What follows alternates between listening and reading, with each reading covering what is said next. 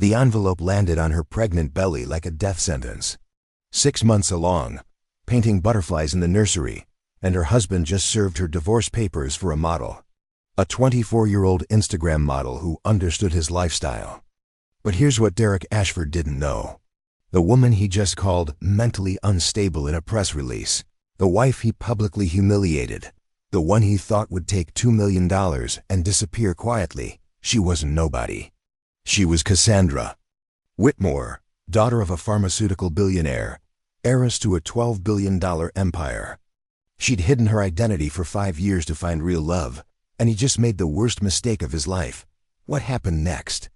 Let's just say Derek thought he was divorcing a desperate housewife. He ended up losing his company, his freedom, and his future to the woman he underestimated. This is the story of how she destroyed him without ever raising her voice. Stay with me, you won't believe what she did. The envelope landed on her swollen belly with a soft thud that echoed like a gunshot in the silence of their penthouse. Cassie sat cross-legged on the drop cloth, paintbrush in hand, surrounded by the pale pink butterflies she'd been painting on the nursery wall.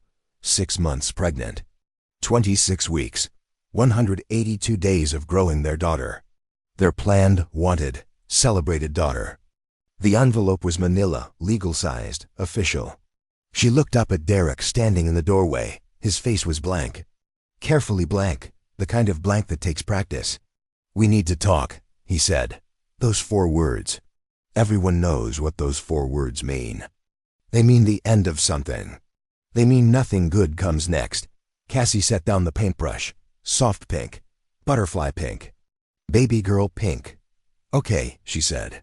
Her voice sounded small, distant, like it was coming from somewhere else. Derek didn't sit down, didn't come closer. Just stood there in his $1,500 suit with his $200 haircut, looking at her like she was a problem he needed to solve. "I can't do this anymore," he said, flat, rehearsed, like he'd practiced in the mirror. "I never wanted to be a father. I thought you were different. Ambitious, focused. Then you got pregnant and became ordinary. Ordinary." The word hung in the air between them. Cassie's hands moved to her belly, protective, instinctive. The baby kicked, once, twice, like she knew something was wrong. "Is there someone else?" Cassie asked. She already knew the answer, had known for months, but asking made it real. Asking meant she had to face it. Derek didn't even have the decency to lie.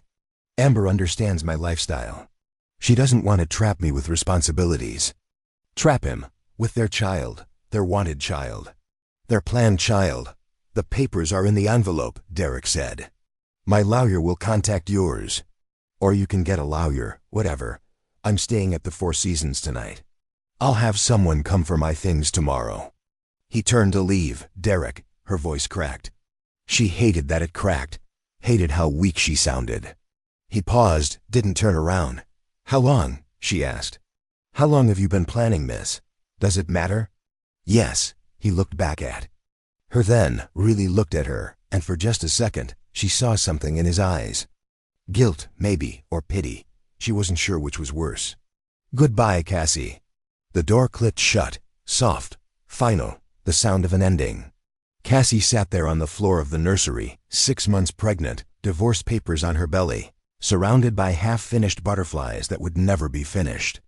The silence pressed down on her, heavy, suffocating. She picked up the envelope with shaking hands, opened it. Read the first page. Petitioner, respondent, irreconcilable differences, equitable distribution of marital assets. The language was bloodless, clinical, like their marriage could be reduced to legal terms and financial calculations. But between the lines, she read the truth. This wasn't sudden. This wasn't impulsive. This was planned, calculated, premeditated. You don't serve divorce papers to your 6 months pregnant wife on a Tuesday evening unless you've been planning it for weeks. Months, maybe. How long had she been living with a ghost? How long had he been gone while still physically present? Her phone sat on the changing table. She should call someone. Grace, her mother, Ethan, anyone. But calling someone made it real, and she wasn't ready for real. Not yet. The baby kicked again, harder this time, insistent. Cassie put her hand on her belly. "I know," she whispered. "I know. We're going to be okay. Somehow we're going to be okay. She didn't believe it, but she needed to say it. Needed to hear the words, even if they were lies. The clock on the wall ticked. 7:32, 7:33, 7:34. Time kept moving, impossibly cruelly. Time didn't care that her world had just ended. She looked at the divorce papers again, read them more carefully this time. Page 3. Financial disclosure. Derek had listed the value of his company, $400 million. His salary, his stock options, his real estate holdings. Under her assets he'd written, none. Megan, none. Like she brought nothing to this marriage, like she was nothing. The fury started then. Small, quiet, a spark in the darkness. She'd walked away from billions to marry him. Given up her family name, her inheritance, her future, all to prove that she could be loved for herself. That she was more than just Margaret Whitmore's daughter. And he'd written none. Cassie stood up. Her back ached. Her feet hurt. Her heart felt like it was breaking. But she stood up. She walked to the kitchen, pulled out her phone, found the contact she hadn't used in 5 years. Margaret Whitmore. Mother. Her thumb hovered over the call button. 5 years. 5 years of radio silence, because Cassie had been so determined to prove she didn't need her family. So convinced that love was enough, that being chosen was enough. She hit call. 3 rings, 4. Then Cassandra. Her mother's voice. Cool, controlled, unsurprised. I was wondering when you'd call. Mother, Cassie's voice broke. I need help. I know, darling. I saw the statement from Derek's publicist. Come home. We have a great deal to discuss. How did you? I'm your mother. I know everything. Now come home. Tomorrow morning, 10 a.m. Don't be late. The line went dead. Cassie stood in her kitchen, divorce papers on the counter, phone in her hand, baby kicking in her belly, and, for the first time in hours, she felt something other than despair. She felt possibility. Mirror technique moment. She did what she always did when reality became unbearable. She cleaned. At 8 p.m., 6 months pregnant, she got on her hands and knees and scrubbed the baseboards of the nursery. Scrub it until her back screamed. Scrub it until her hands were raw. Because if she stopped moving, she'd have to feel it, and she wasn't ready to feel it yet. The baseboards gleamed. The floor was spotless. The walls were perfect. Everything was perfect, except her life. She sat back on her heels. Her phone buzzed. A text from an unknown number. Asterisk Mrs. Ashford. This is Melissa Chun from Miss Whitmore's office. Your mother requests your presence at the Grenada estate tomorrow at 10 a.m. A car will collect you at 9:15. Please confirm. Cassie stared at the message. Her mother hadn't waited for confirmation. Had already sent a car. Already made plans. Some things never changed. She typed back, confirmed. Then she added, thank you. The response came immediately. Asterisk Miss Whitmore says to bring the divorce papers. All of them, and anything else Derek has given you recently. Documentation matters. Asterisk documentation matters. Even in crisis, her mother was thinking strategy. Cassie gathered the papers, put them in a folder, added the prenup they'd signed 5 years ago. The one Derek's lawyer had insisted on. The one that gave her almost nothing in the event of divorce. She'd signed it without reading, too in love to care. Too certain their marriage would last forever. Tomorrow, her mother would read every word. Would find the loopholes, the vulnerabilities, the mistakes. And Derek Ashford would learn what it meant to underestimate a Whitmore woman. Cassie didn't sleep. She lay in the guest room. The bed felt too big, too empty, too honest about what her marriage had become. Derek didn't come home. The master bedroom down the hall stayed dark, silent, empty. She pulled up her phone. 3 a.m. The hour when everything feels impossible. She typed into the search bar, can pregnancy hormones cause paranoia? 13 million results. Next search, signs your husband is cheating. 8 million results. Next, divorce while pregnant legal rights. 4 million results. Next, am I crazy? 3 billion results. The internet thought millions of women were asking the same questions at 3 in the morning. Women lying awake, wondering if they were imagining things, if they were overreacting, if they were losing their minds. Cassie clicked through articles. Each one a mirror reflecting her own situation back at her. Trust your instincts. Easy to say when your instincts have been systematically undermined for months. Look for changes in behavior. Like what? Like him suddenly caring about his appearance? Working late every Thursday? Guarding his phone like it contains state secrets? She'd seen all the signs. She'd just been too afraid to believe them. There's a difference between not knowing and not wanting to know. She'd lived in that space for months. The comfortable lie felt safer than the uncomfortable truth. Her mind spiraled through memories, reframing everything through this new lens of betrayal. 3 months ago, dinner at home. His phone lit up on the table. The message preview showed just enough. Can't wait for tonight, followed by a devil emoji. She looked up from her pasta. Who's that? Derek's response was smooth. Too smooth. Practiced smooth. Preston. Inside joke about the merger. She'd believed him. Because believing was easier than knowing. Because confronting him meant facing the truth, and she wasn't ready. 2 months ago. Finding a receipt in his suit pocket while taking clothes to the dry cleaner. Marcello's. Their anniversary restaurant. Dinner for 2, wine. Dessert. $247. On a night he told her he was in Boston for a conference. She'd stared at that receipt for 10 minutes. Holding it. Reading it. Rereading it. Then she'd convinced herself it was a business dinner. That the romantic setting was coincidental.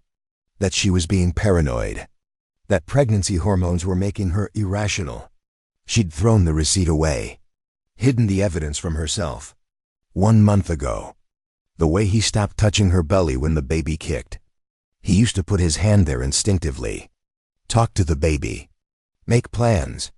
Call her his little butterfly. Then suddenly, nothing. Like the pregnancy made Cassie untouchable, undesirable, other. She'd blamed it on work stress. On the company's financial pressures. On anything except the truth staring her in the face.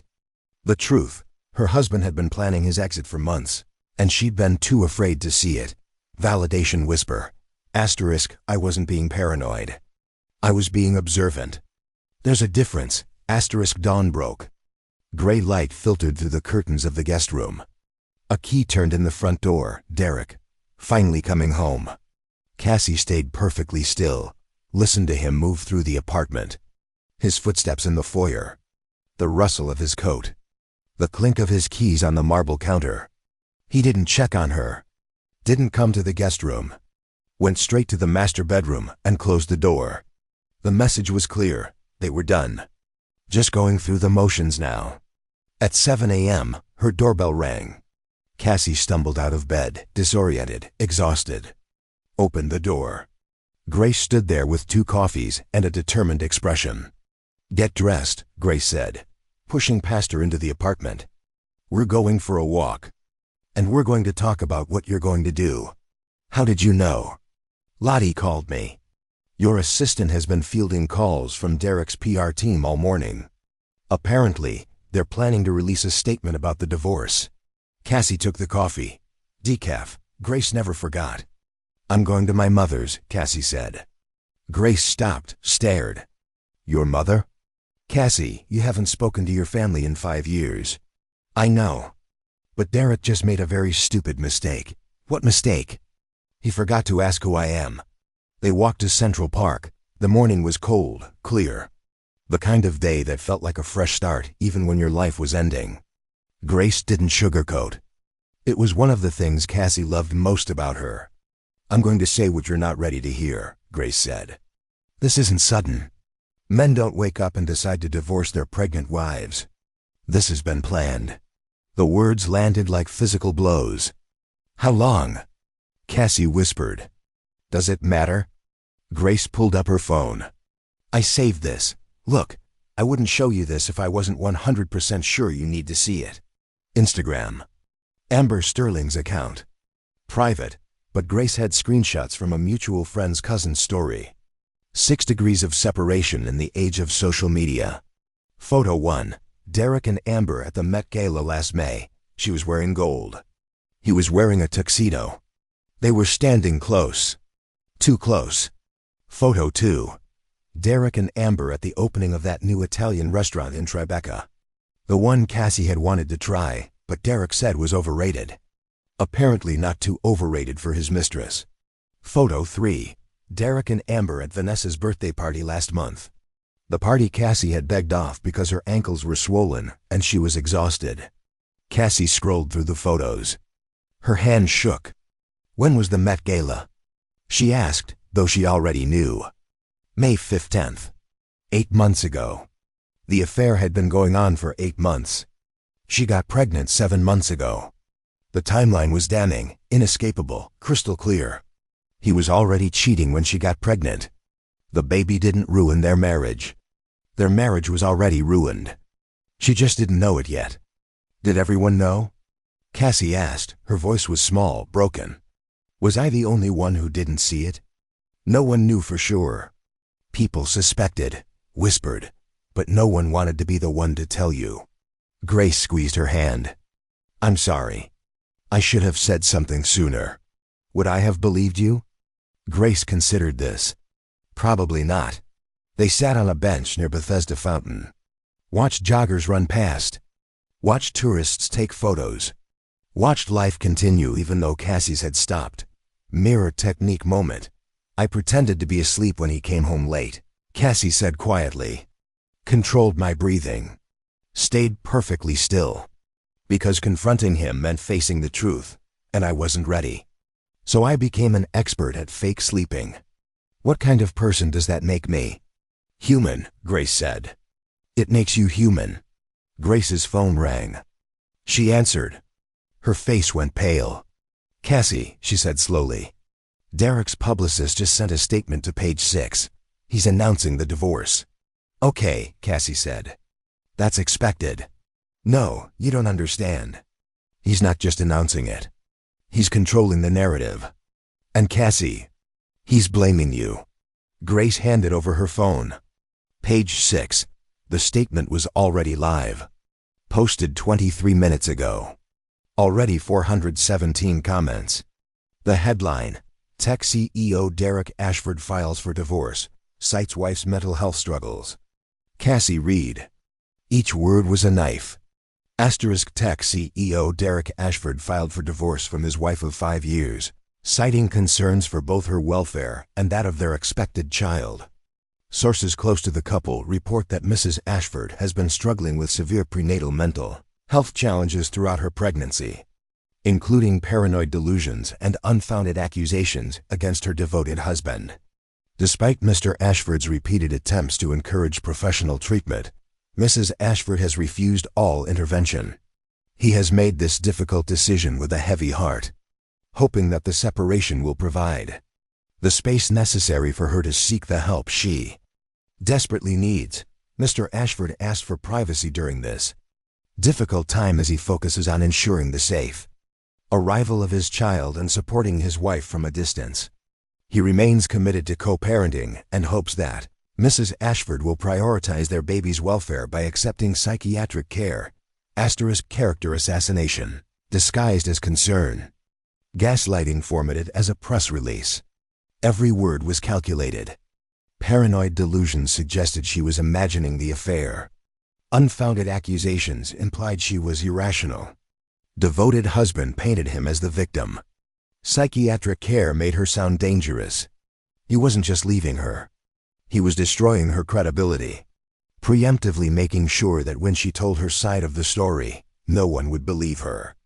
It was brilliant and vicious, and exactly what a guilty man would do. Cassie's phone exploded.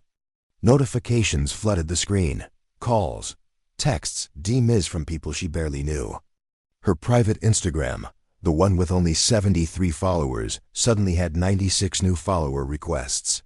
Her DMs filled with messages from strangers. Get help.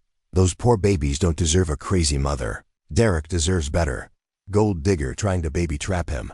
Asterisk I knew she was unstable. You can always tell.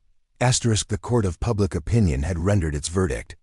She was guilty, crazy, unstable, a liar. Her phone rang. Vanessa Ashford. Derek's mother. Cassie considered not answering. Decided she needed to know how bad this was going to get. "Vanessa," she answered. Her voice was steady, calmer than she felt. "Cassandra." The voice was cold, clipped, each syllable precisely enunciated. "I just saw the news. I want you to know that I always had reservations about Derek's decision to marry you. You seem determined to secure him, ambitious in ways that made me uncomfortable. The audacity, the sheer, breathtaking audacity of this woman. I hope you'll do the right thing," Vanessa continued. "Accept the settlement Derek is offering. Don't drag this through the courts. Think of the baby. Think of the Ashford family name. Surely you can understand that this spectacle is beneath us. Beneath us, like Cassie was a problem to be managed. A scandal to be contained. An embarrassment to be swept under expensive carpets." "Vanessa," Cassie said. Her voice was ice. "I will see you in court." She hung up. Grace was pacing, furious. "We need to get ahead of this. You need to make a statement. You need to show receipts. You need to, no." Grace stopped pacing. "What do you mean, no?" "I mean no public statement. No defending myself to strangers on the internet. No playing his game on his terms." Cassie's voice was cold, clear, final. "I need to call my mother." "Your mother?" "Cassie, you haven't spoken to your family in 5 years. You walked away from them. What makes you think they'll help you now?" "Because I'm Margaret Whitmore's daughter. And Derek just made a very stupid mistake." "What mistake?" "He forgot to ask who I am, where I come from, what resources I actually have access to." Cassie stood up. Her hands were shaking, but her voice was steady. "He thinks I'm helpless, isolated, vulnerable. He's about to learn otherwise." She pulled up her phone, found the contact labeled Mother, the one she hadn't called in 1,826 days. Hit dial, 3 rings. 4, then Cassandra. Her mother's voice, cool, controlled, completely unsurprised. "I was wondering when you'd call." "Mother," Cassie's voice cracked despite her best efforts. "I need your help, and I'm ready to come home." The statement didn't just announce their divorce. It painted Cassie as a danger to herself and her unborn child. Cassie sat in the back of her mother's car. Black Mercedes. Leather seats. Soundproof. The kind of car that costs more than most people's houses. The driver said nothing. Just drove north through Manhattan, across the bridge, into Connecticut, toward Greenwich. Toward home. She read the page 6 article again on her phone. Then the comments. Then the comments on the comments. 532 comments now, growing by the minute. "She looks unstable in her Instagram photos. I can always spot the crazy ones. Derek dodged a bullet. Hope he gets full custody. Gold digger baby trapped him and now she's mad it didn't work." The narrative had solidified in less than 6 hours. She was the villain. Derek was the victim. Case closed. Her phone rang. Unknown number. She almost didn't answer. "Mrs. Ashford?" A woman's voice. Professional. Careful. "This is Nina Berkshire from the New York Times. I'm working on an investigative piece about tech company financing practices. Specifically, I'm looking into your husband's company. I've uncovered some financial irregularities that I think you should know about." Cassie's heart rate spiked. "What kind of irregularities?" "The kind involving missing investor funds. Offshore accounts. Wire transfers that don't add up. I'd like to meet with you today if possible. I think you were going to want to see what I've found." "Where?" "There's a diner in Queens. Joe's Corner. 42nd and Vernon. 2 p.m. Come alone." "And Mrs. Ashford?" "Don't tell anyone where you're going." "Not yet." The line went dead. Cassie stared at her phone. Financial irregularities. Missing funds. Offshore accounts. "Sorry, Charles. Derek wasn't just a cheater. He was a criminal." The car pulled up to the Greenwich estate. The gates opened automatically. She was still in the system. Her mother had never removed her access. Even when Cassie insisted she didn't need her family anymore. Even when Cassie married Derek against everyone's advice. Even when Cassie disappeared for 5 years. Her mother had kept her in the system. Just in case. Margaret Whitmore stood on the steps of the main house. 77 years old. Silver hair pulled back in a flawless chignon. Cashmere sweater, pearls, the kind of woman who runs board meetings and intimidates senators. "Hello, darling," her mother said. "It's time to come home." They sat in the conservatory. Floor-to-ceiling windows. View of the gardens. Morning light streaming through glass. Margaret poured tea from a porcelain pot that was probably worth more than Cassie's car. "I knew Derek was wrong for you the moment I met him," Margaret said. Her voice was calm, matter-of-fact, like they were discussing the weather. Too smooth. Too eager. Men who marry above themselves have two reactions, gratitude or resentment. Derek was always going to choose resentment. "You never said anything. You wouldn't have listened. You were 27 and determined to prove you could make it, without the family money. Admirable. Stubborn. Very much my daughter." Margaret set down her teacup with precise gentleness. "But now he's proven exactly why you shouldn't trust pretty men with mediocre ambitions and expensive tastes. So what are you going to do about it?" "I'm going to divorce him, obviously. But that's not what I asked. I asked what you're going to do about it." Before Cassie could answer, the door opened. Ethan walked in. Her older brother. 3 years older. 3 years wiser. The son who stayed. Who learned the business. Who never ran from the family legacy. He was in a 3-piece suit, navy, perfectly tailored. Looking every inch the pharmaceutical executive he was. "Cassie." He crossed the room, hugged her carefully, mindful of her pregnant belly. "I'm sorry about Derek, but I'm not surprised. Everyone keeps saying that. Because everyone saw what you refused to see. That he was using you. That he resented your family. That he was always going to leave when you stopped being useful to him." The words stung because they were true.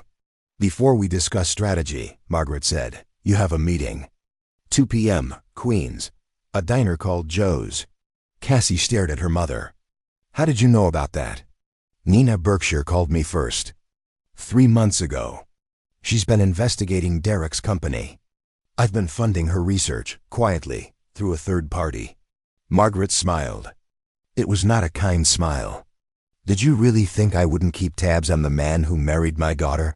Please, give me some credit. You've known about Derek's fraud for 3 months? I've suspected for longer. Known for 3 months. Waited for the right moment to act. That moment is now." Margaret stood, walked to her desk, pulled out a file. "Nina has documented everything. $60 million in missing investor funds. Shell companies in the Cayman Islands. Wire transfers to Luxembourg. All of it traceable back to Derek. When this comes out, he'll face federal charges. 20 years minimum. Why didn't you tell me? Would you have believed me? You were so convinced he loved you. So determined to prove your marriage was real. You would have thought I was trying to sabotage your happiness." Margaret handed her the file. "Sometimes people need to discover the truth themselves. I just made sure the truth would be properly documented when you were ready to see it." Cassie opened the file. Page after page of bank records. Wire transfers. Shell company registrations. Financial statements that showed a massive fraud. "He's been running a Ponzi-adjacent scheme," Ethan said. "Taking new investment money to pay returns to old investors. The company's valuation is built on lies. When it collapses, hundreds of people will lose everything. How long does he have? 6 months. Maybe 8. He needs either a massive new investment round or an acquisition to keep the house of cards standing. And if he doesn't get it, prison, bankruptcy, complete destruction." Cassie looked at her mother, at her brother, at the empire she'd walked away from 5 years ago. "What do you want from me?" she asked. "We want you to come back," Margaret said simply. "Back to the family. Back to the business. Back to who you really are. Derek Ashford married a woman he thought was nobody. He's about to learn he divorced a Whitmore. And we protect our own." Mirror technique moment. Cassie realized she was sitting exactly like her mother. Back straight. Hands folded. Chin up. She'd spent 5 years trying not to become Margaret Whitmore. Turns out, in crisis, muscle memory returns. The posture of power. The stance of queens. "I'm meeting Nina at 2 p.m., Cassie said. "I want to see the evidence for myself." "Of course. The car will take you. Afterwards, come back here. We have a great deal to discuss." Cassie stood to leave. Paused at the door. "Mother? Why did you keep me in the system? Why did you keep the gates programmed to open for me?" Margaret looked up from her tea. Her eyes were sharp, knowing. "Because you're my daughter. And mothers never really let their children go. Even when their children think they've left." The diner in Queens was exactly what Cassie expected. Vinyl booths. Laminate tables. Coffee that was probably terrible but served in endless refills. Nina Berkshire was already there. Early 40s, sharp eyes. Worn leather bag. The look of someone who'd spent years following paper trails and cultivating sources. "Mrs. Ashford. Thank you for coming." Nina gestured to the booth. "Coffee?" "It's terrible, but it's hot. Decaf, if they have it." Nina signaled the waitress, ordered 2 decafs, waited until the woman left before sliding a folder across the table. "Your husband's company received $200 million in Series C funding 18 months ago. According to CC filings, that money went into product development and infrastructure improvements. According to my sources, that's not where the money went." Cassie opened the folder. Financial statements. Bank records. Wire transfer receipts. Shell company documentation. "At least $60 million is unaccounted for," Nina continued. "Moved through a network of offshore companies. Routed through the Cayman Islands, then Luxembourg, then back to a series of LLCs registered in Delaware. All of them trace back to Derek. He's been stealing from his own company." "It's more sophisticated than that," Cassie said. "He's been using new investment money to pay returns to old investors. Classic Ponzi-adjacent scheme. The company's valuation is built on projected growth that doesn't exist. The technology works, but not as well as he claims. The user numbers are inflated. The revenue projections are fantasy. When the next audit happens, the whole thing collapses." Nina studied her. "Why are you showing me this?" she asked. Nina set down her terrible coffee. "Because you're about to get divorced. And if I'm right about what Derek is doing, you're entitled to half of everything. Including what he's hidden. Also," she hesitated, "my sister went through something similar. Her husband hid assets before filing for divorce. By the time she found out, it was too late. The money was gone, she ended up with nothing while he walked away rich. I don't want that to happen to you. Your sister told you to help me? My sister killed herself 3 years ago. The financial devastation was part of it. So yes, I'm helping you. For her. And for every woman who's been underestimated by a man who thinks he's smarter than everyone else." Cassie looked at Nina, really looked at her. Saw the grief there. The determination. The quiet fury of a woman who couldn't save her sister, but could maybe save someone else. "Can I keep these?" Cassie asked. "Those are copies. I have the originals in a safe deposit box. 3 different banks. I'm not stupid." Nina pulled out a business card. "When you're ready to go public with this, call me. I'll publish everything. Make sure the world knows exactly who Derek Ashford really is. What if I'm not ready? What if I want to wait? Then wait. I've been working on this story for 4 months. I can wait a few more weeks. But Mrs. Ashford? Don't wait too long. The longer Derek has, the more money he can hide. The more people he can hurt. And the harder it will be to get justice." Cassie photographed every page with her phone. Sent the photos to 3 email addresses. Her encrypted account. Julian Reeves's office. Ethan's private email. "Thank you," she said. "For caring. For doing this work. For not dismissing me as the crazy wife Derek's trying to paint me as. Women need to protect each other," Nina said simply. "God knows no one else is going to do it." Back in the term, Cassie's phone buzzed. A text from an unknown number. *, "This is Jennifer Morris. I was one of Derek's first investors. I put $2 million into his company 5 years ago. I just read the page 6 article. I want you to know I don't believe it. And I'm not the only one. There are 8 of us who have been comparing notes, who've noticed irregularities in the financial reports. If you need allies, you have them. Call me when you're ready. Cassie stared at the message. Allies, people who believed her. People who saw through Derek's lies. She wasn't as alone as he wanted her to believe. Validation whisper. All those times he called me naive about business. All those times he mansplained basic financial concepts to me while I nodded and played dumb. He was projecting. He was the fraud all along. Julian Reeves's office looked exactly like Cassie remembered. Mahogany walls. Floor-to-ceiling law books. Persian rugs. The kind of office that whispered old money and older power. He'd been the Whitmore family attorney for 32 years. Handled Margaret's second divorce. Ethan's startup incorporation. The family trust restructuring. Cassie's college graduation gift of $2 million that she'd never touched.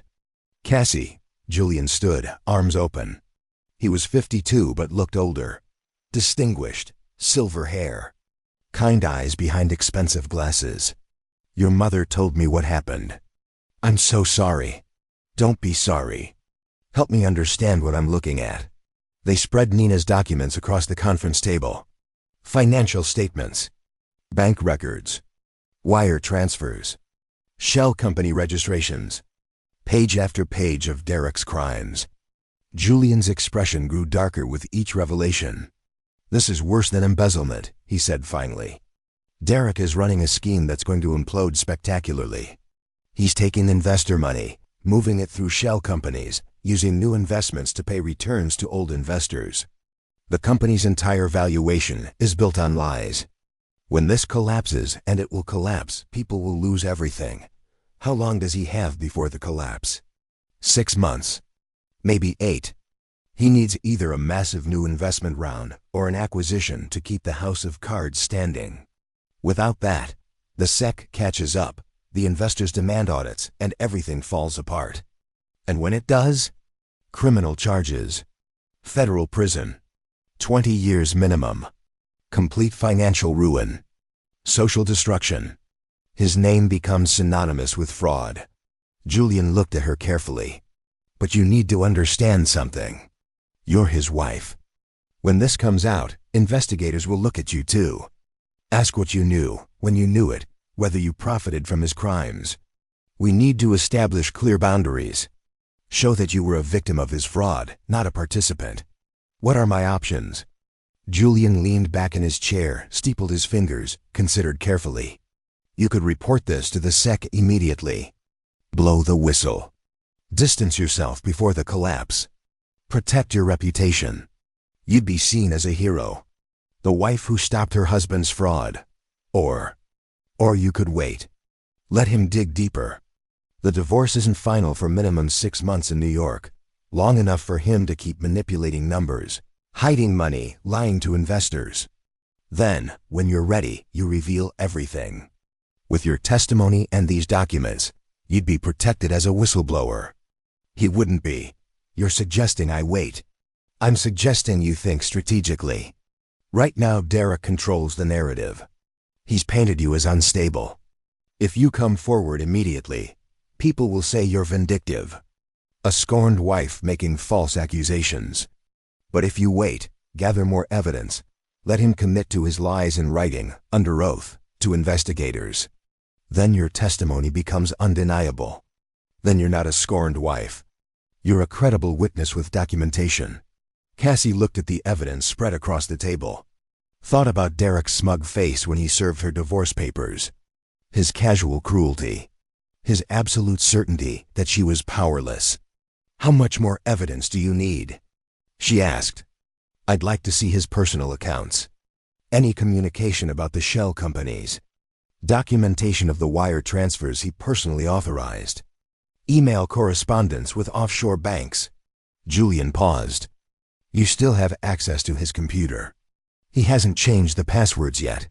Then we have a window. A small one, but enough. Cassie's phone buzzed. A text from Ethan. Come back to Greenwich. Mother wants to make a proposal. Something you need to hear. She looked at Julian. What kind of proposal? I think Margaret wants to buy Derek's company. Save it from collapse. And in doing so, destroy him completely. Julian smiled. It was not a kind smile. Your mother doesn't just win. She annihilates. You should probably hear what she has to say. The drive back to Greenwich took 45 minutes. Cassie spent the time thinking about justice, about revenge, about the difference between the two. Derek had humiliated her publicly, called her mentally unstable, tried to paint her as an unfit mother, was stealing from investors, planning to leave her with nothing. What did justice look like in a situation like this? Prison seemed too easy, too clean, too anonymous. No, justice needed to be public, permanent, personal. Justice needed to be Derek watching everything he'd built crumble, watching the world see him for what he really was, watching the people he'd manipulated turn against him. Justice needed to hurt. Back at the estate, Margaret and Ethan were waiting in the library. The room smelled like old books and older money. 3 generations of Whitmores had made decisions in this room. Decisions that shaped industries, moved markets, changed lives. Sit, Margaret said. Not unkindly. Just her direct, efficient self. The way she'd always been. Cassie sat. Julian tells me you understand the scope of Derek's fraud, Margaret began. Good. That makes this conversation easier. Whitmore Pharmaceuticals would like to make an acquisition offer for Ashford Tech. What kind of offer? Ethan pulled up a presentation on his tablet. We acquire the company. We save it from collapse. We save the jobs. We save the investors who trusted Derek. We clean up the fraud. We install new leadership. We turn it into a profitable division of Whitmore Pharmaceuticals. And in exchange, Derek steps down. No severance. No golden parachute. No board seat. Just ... out. Why would he agree to that? Because the alternative is prison, Margaret said simply. We present him with a choice. Accept our acquisition and walk away with his freedom. Or decline and face federal charges for securities fraud, wire fraud, and money laundering. We have documentation. We have witnesses. We have his own emails describing the shell companies as tax minimization strategies, which is code for fraud. He's looking at 20 years in federal prison. So he can walk away broke but free, or he can refuse and go to prison. His choice. What do you need from me? We need you to stay married to him for 90 more days, Ethan said. During acquisition negotiations, spousal testimony privilege protects certain communications. We need that legal protection while we untangle his shell companies and recover the missing investor funds. After 90 days, you file for divorce. By then, the acquisition will be complete, and you'll have maximum leverage. 90 days of living with a man who destroyed me. 90 days of destroying the man who underestimated you, Margaret corrected. There's a difference, darling. One is passive. One is active. Which do you prefer? Cassie thought about it. 90 days. 3 months. 13 weeks. Living with Derek. Pretending. Playing a role. Being strategic. Could she do it? Did she want to? Her phone buzzed. A text from Derek. *, we need to talk. Amber is pregnant too. I'm going to be a father twice over. We should handle this like adults. I'll give you $2 million to go quietly. Think about the baby. Think about what's best. $2 million is more money than you've ever had access to. Take it. Move on. Find someone more your speed. $2 million. Like that was generosity. Like she should be grateful. Like he had any idea who he was really married to. Cassie showed the text to Margaret and Ethan. Margaret's expression didn't change. Is Amber actually pregnant? I doubt it. That sounds like a pressure tactic. Make me think I'm being replaced completely. Make me desperate. Good instincts, Margaret said, setting down her tea. So what's your answer? 90 days of strategic patience? Or immediate divorce and potential collateral damage? Cassie thought about her daughter. The baby kicking in her belly. What kind of mother did she want to be? The kind who taught her daughter to run from fights? Or the kind who taught her daughter to win them? "I'll do it," Cassie said. 90 days. But I want documentation of everything. And I want protection, legal, financial, personal. If Derek figures out what we're doing, if he gets violent, if anything happens to me or the baby, I need guarantees. "Done," Ethan said. "We'll have a security detail on you. Discreet. You won't see them, but they'll be there. And you'll have a panic button. Medical alert. Hit it, and we'll have people there in minutes." "One more thing," Cassie said. "I want to be part of this. Not just a pawn. I want to see the financial documents. I want to understand the acquisition. I want to be in the room when Derek signs the papers. This isn't just about protecting me. It's about teaching me, training me, preparing me to never be this vulnerable again." Margaret smiled. A real smile this time, proud. "Now you sound like a Whitmore." Mirror technique moment, as Cassie sat across from her mother and brother, planning the destruction of her husband's empire. She realized her hands were perfectly steady. Not shaking, not trembling, steady. This was the exact moment she stopped being Derek's victim and became his worst nightmare. "I'll text him back," Cassie said. "Accept his terms. Play along. Make him think he's winning." She typed, *OK, $2 million. "I'll take it. Just want this over. Send the papers to Julian Reeves's office. I'll sign." Derek's response was immediate. "Smart choice. You'll be happier without me anyway. I was doing you a favor leaving. You just couldn't see it." The audacity. The narcissism. The complete lack of self-awareness. Cassie showed the text to Margaret. "He really thinks he's doing you a favor. He really does. Good. Arrogance makes men sloppy. Let him think he's smarter than everyone else. Let him think he's won. And then, when he's at his most confident, when he's absolutely certain he's gotten away with everything, we'll destroy him so completely he'll never recover." Validation whisper. The hardest part wasn't the betrayal. It was realizing I'd made myself small enough to fit into his idea of what I should be. I apologize for being pregnant, for having opinions, for taking up space. Never again. I'm done shrinking. Cassie moved back into the penthouse the next day. Played the role of defeated wife. Accepted Derek's terms. Signed the preliminary papers. Derek was magnanimous in victory, generous, condescending. "I'm glad you're being reasonable about this," he said over breakfast 3 days later. His first breakfast home in a week. "I was worried you'd be difficult, emotional. You know how women get." Cassie bit her tongue. Literally bit the inside of her cheek until she tasted blood. Because screaming at him would feel good for 5 seconds and destroy everything for 90 days. "I just want what's fair," she said, voice small, apologetic. Everything he expected. "And you'll get it. $2 million is more than fair. It's generous, actually. You didn't contribute financially to the marriage. You didn't help build the company. You were supportive, sure, but that's what wives do." He poured himself coffee. "You'll find someone new. Someone more your speed. Someone who doesn't have my level of ambition. Someone more your speed," like she was a broken-down car he was trading in. "Where will you live?" he asked, with the baby. "You can't afford Manhattan on $2 million. Maybe New Jersey, Queens. I haven't thought about it." "Well, you should. The baby comes in 3 months. You need to figure things out. Get organized. You know how scattered you can be." Scattered. He'd called her scattered for 5 years. Every time she forgot something. Every time she misunderstood. Every time she didn't meet his expectations. She wasn't scattered.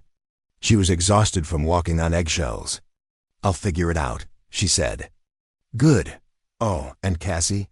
About this statement. The page 6 thing. I hope you understand that was necessary. I needed to control the narrative. Protect my reputation. You understand, right? I called you struggling. There's a difference. And honestly, you have been paranoid. accusing me of things, making unfounded allegations.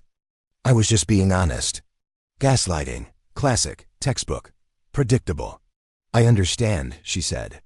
Because arguing was pointless. Because he'd never admit the truth. Because narcissists don't apologize. I knew you would. You're a good woman, Cassie. You'll make someone very happy someday.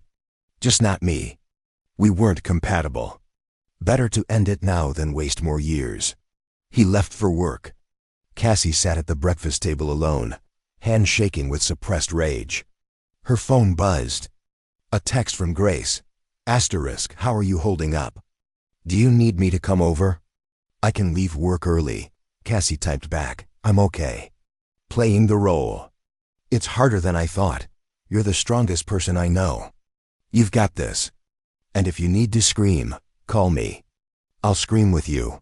Asterisk that night, Derek didn't come home until after midnight. Cassie heard him stumble in. Heard him on the phone in the hallway. I know, baby. I know. Just a few more weeks.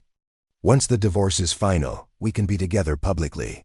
Properly. I'll take you to Paris, Monte Carlo, anywhere you want. Just be patient, Amber. He was talking to Amber, in their home, while Cassie pretended to sleep in the guest room. The cruelty was breathtaking. She recorded the conversation on her phone. Sent it to Julian. Added to the file. Evidence, documentation, ammunition. The next 2 weeks were performance art. Cassie played defeated. Derek played magnanimous. They circled each other in the penthouse like actors on a stage. At night, alone in the guest room, Cassie broke down. The performance was exhausting. The emotional toll was crushing.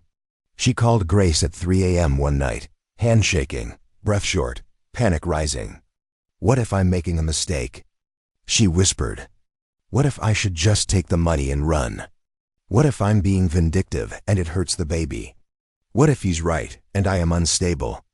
What if I'm doing all of this just to hurt him, and it makes me just as bad as he is? Stop, Grace's voice was firm. You're not unstable.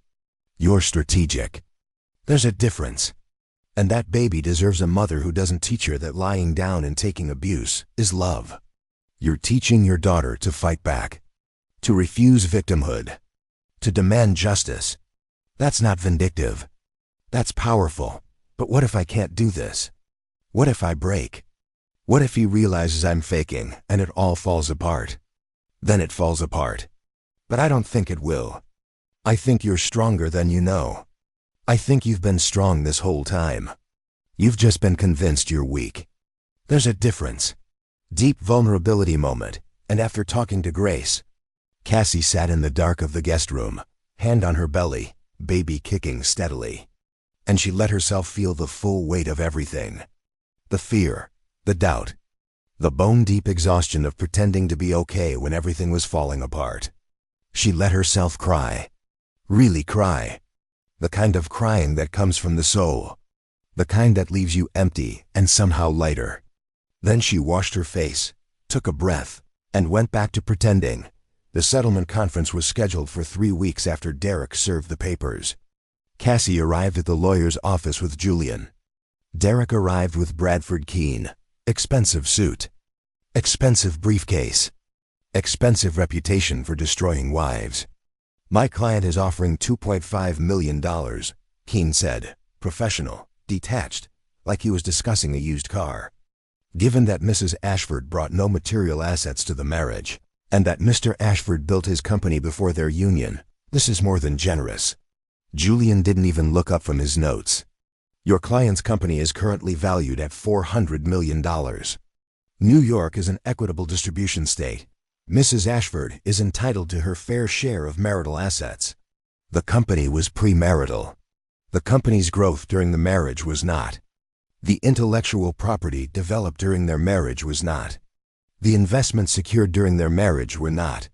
The value created during their union belongs to both parties. Derek leaned forward.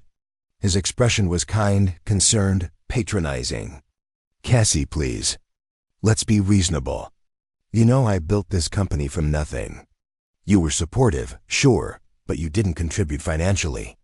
You didn't understand the technology. You didn't bring in investors. This is just fair. Fair, he kept using that word. Like fairness had anything to do with this. Cassie looked directly at him. Held his gaze. Let him see something in her eyes that made him uncomfortable. Fair would have been honesty, she said quietly. Fair would have been loyalty. Fair would have been not serving me divorce papers while I'm carrying your child. But you're right about one thing. Let's be reasonable. I'll accept your $2.5 million. Derek's shoulders relaxed. Victory. He thought he'd won. Keene started to smile. Plus, Cassie continued, voice perfectly calm, 51% of the company. The room went silent. The kind of silence that precedes earthquakes. Keene actually laughed. 51%? That's insane, Mrs. Ashford. I understand you're emotional, but that's not how equitable distribution works. We'll never agree to that. Julian pulled a folder from his briefcase. Thick, heavy, damning. Slid it across the table. Then my client will exercise her rights under New York partnership law and force a full forensic audit of Ashford Tech, including all offshore accounts, all shell companies, all wire transfers to entities registered in the Cayman Islands, Luxembourg, and Delaware. We'll also be filing a complaint with the SEC regarding multiple instances of securities fraud. We've already documented. Julian opened the folder. Bank records. Wire transfers. Shell company documentation. Financial statements that showed exactly where $60 million went. The discovery period alone will tank your valuation, Julian continued. Your investors will panic. Your board will revolt. And your client will face federal investigation that could result in 20 years in federal prison. So you have a choice, Mr. Keene. Give Mrs. Ashford majority control, and Mr. Ashford steps down quietly. Or face federal investigation and criminal charges. You have 72 hours to decide. Derek's face had gone white. His hands gripped the table edge. Where did you get those documents? Investigative journalism, Cassie said. And a very thorough attorney. You really should have changed your computer passwords, Derek. That was your first mistake. Underestimating me was your second. Hook moment. Keene gathered the documents, stood up. We need to consult with our client. We'll be in touch. After they left, Julian turned to Cassie. You did well. You didn't show emotion. Didn't get rattled. That was perfect. I wanted to scream at him. I know. But you didn't. That's what matters. Control, strategy, patience. You're learning. Cassie looked at the folder. At the evidence of Derek's crimes. At the ammunition that would destroy him.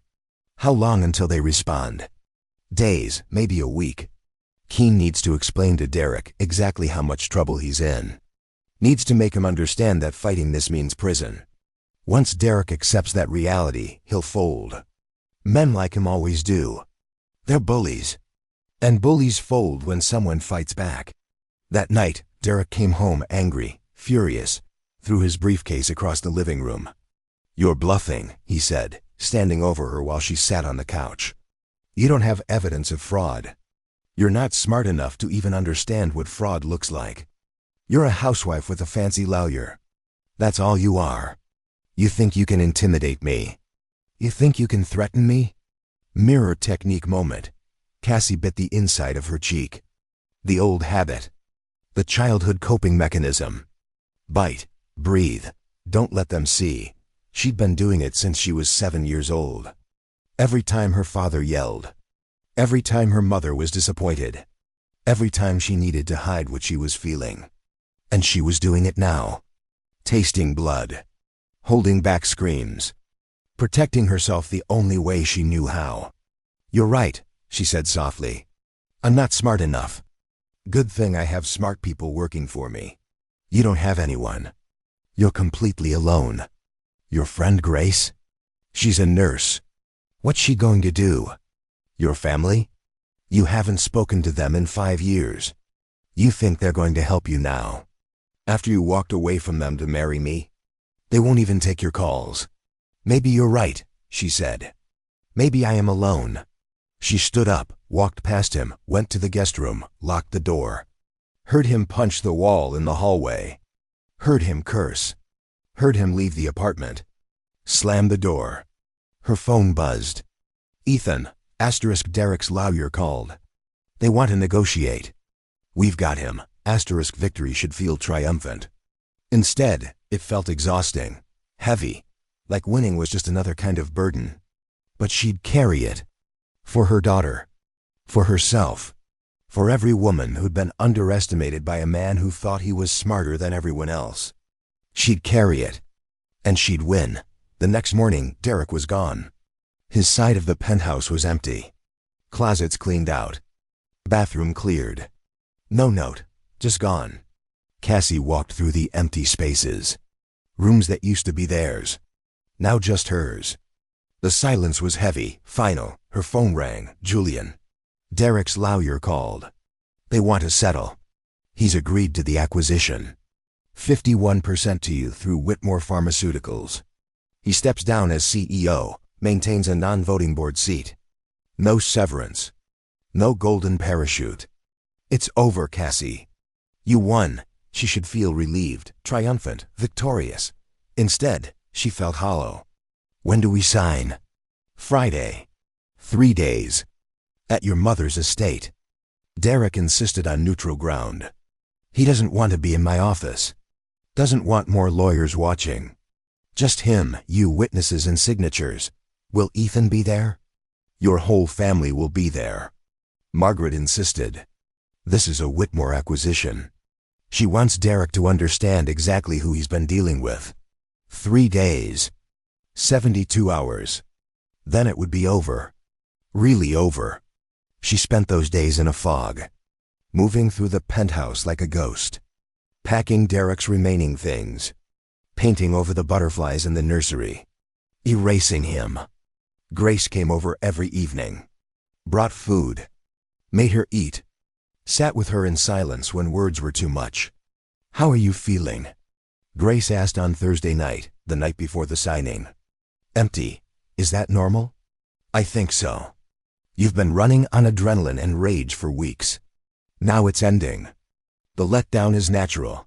I thought I'd feel happy, relieved, something positive. Maybe you will after it's really over. After you've had time to process. Right now, you're still in survival mode. Give yourself permission to just exist. You don't have to feel anything specific. That night, Cassie couldn't sleep. 7 months pregnant now. The baby pressed against her ribs. Kicked her bladder. Reminded her constantly that time was running out. 3 months until she became a mother. 3 months to figure out how to be a parent alone. She got up at 2 a.m. Made decaf tea. Sat in the living room, looking out at Manhattan. City lights stretching forever. All those people. All those lives. All those stories.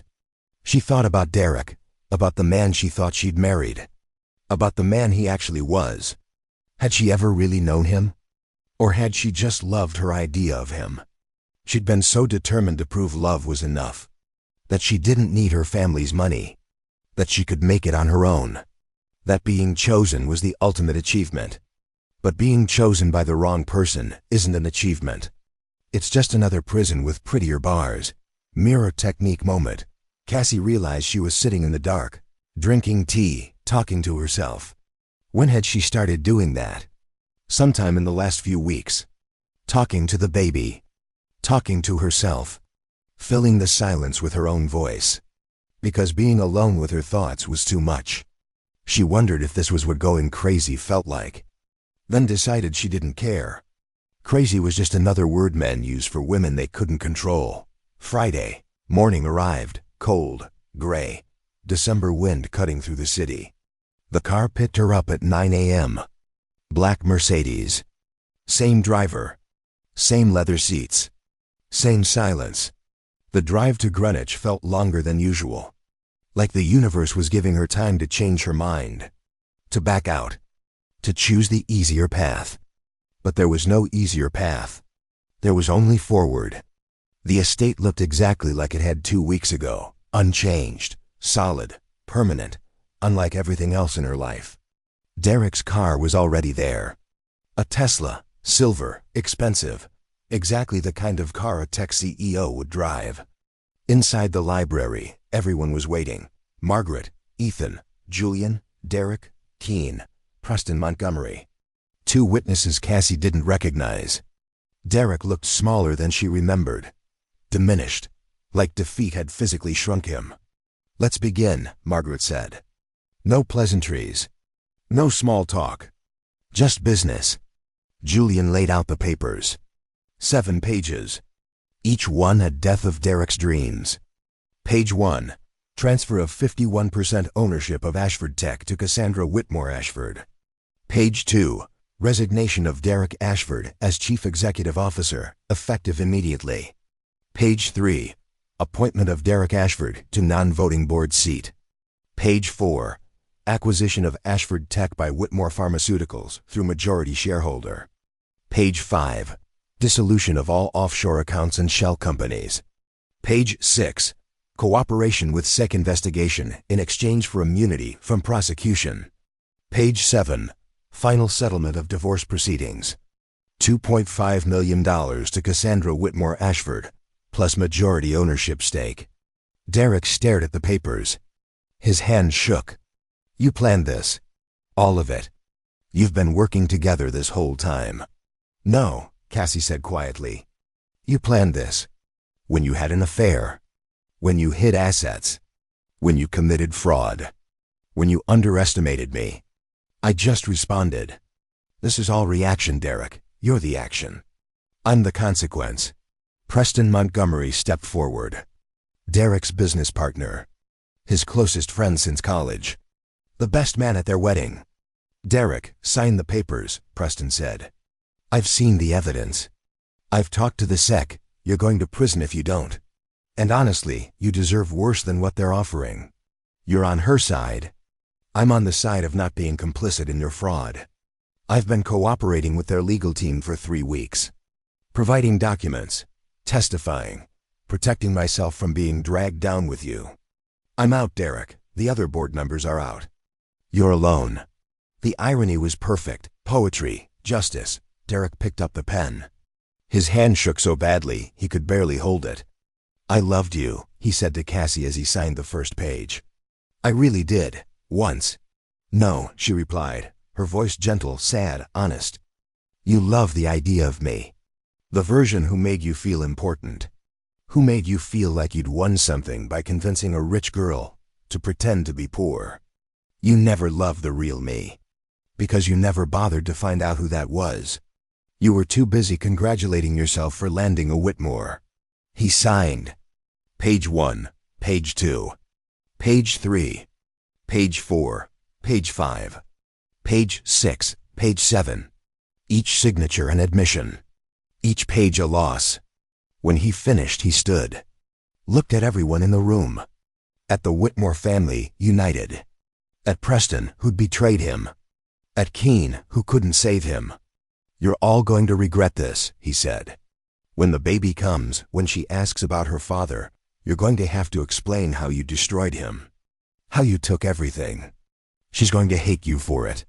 "Maybe," Cassie said. "But you never wonder if I was strong enough to protect her. Can you say the same?" Derek left. They listened to his footsteps echo down the hall. The front door opened, closed, gone. The library was silent for a long moment. Then Margaret stood. "Well done, darling. You've just acquired your first company. How does it feel?" "Exhausting." "Good. Building empire should be exhausting. If it's easy, you're not doing it right." She poured champagne for everyone. Sparkling cider for Cassie. To Cassandra Whitmore, CEO of Whitmore Digital Health. "May your enemies always underestimate you." They toasted, drank, celebrated, but Cassie felt nothing. Just empty, hollow, like she'd won a war but lost something essential in the fighting. "It's normal to feel nothing right now," Ethan said quietly. "The relief comes later. After the shock wears off. After you realize you're safe." "When does that happen?" "When the baby comes. When you hold her and realize he can't hurt you anymore. That's when you'll feel it." Cassie hoped he was right. That evening, her phone rang. Vanessa Ashford. Derek's mother. The woman who'd told her to take the settlement and go quietly. "I want to see my grandchild," Vanessa said, with no preamble. "You can't keep me from her." "Watch me," Cassie said, and hung up. First boundary set. Many more to come. She blocked Vanessa's number.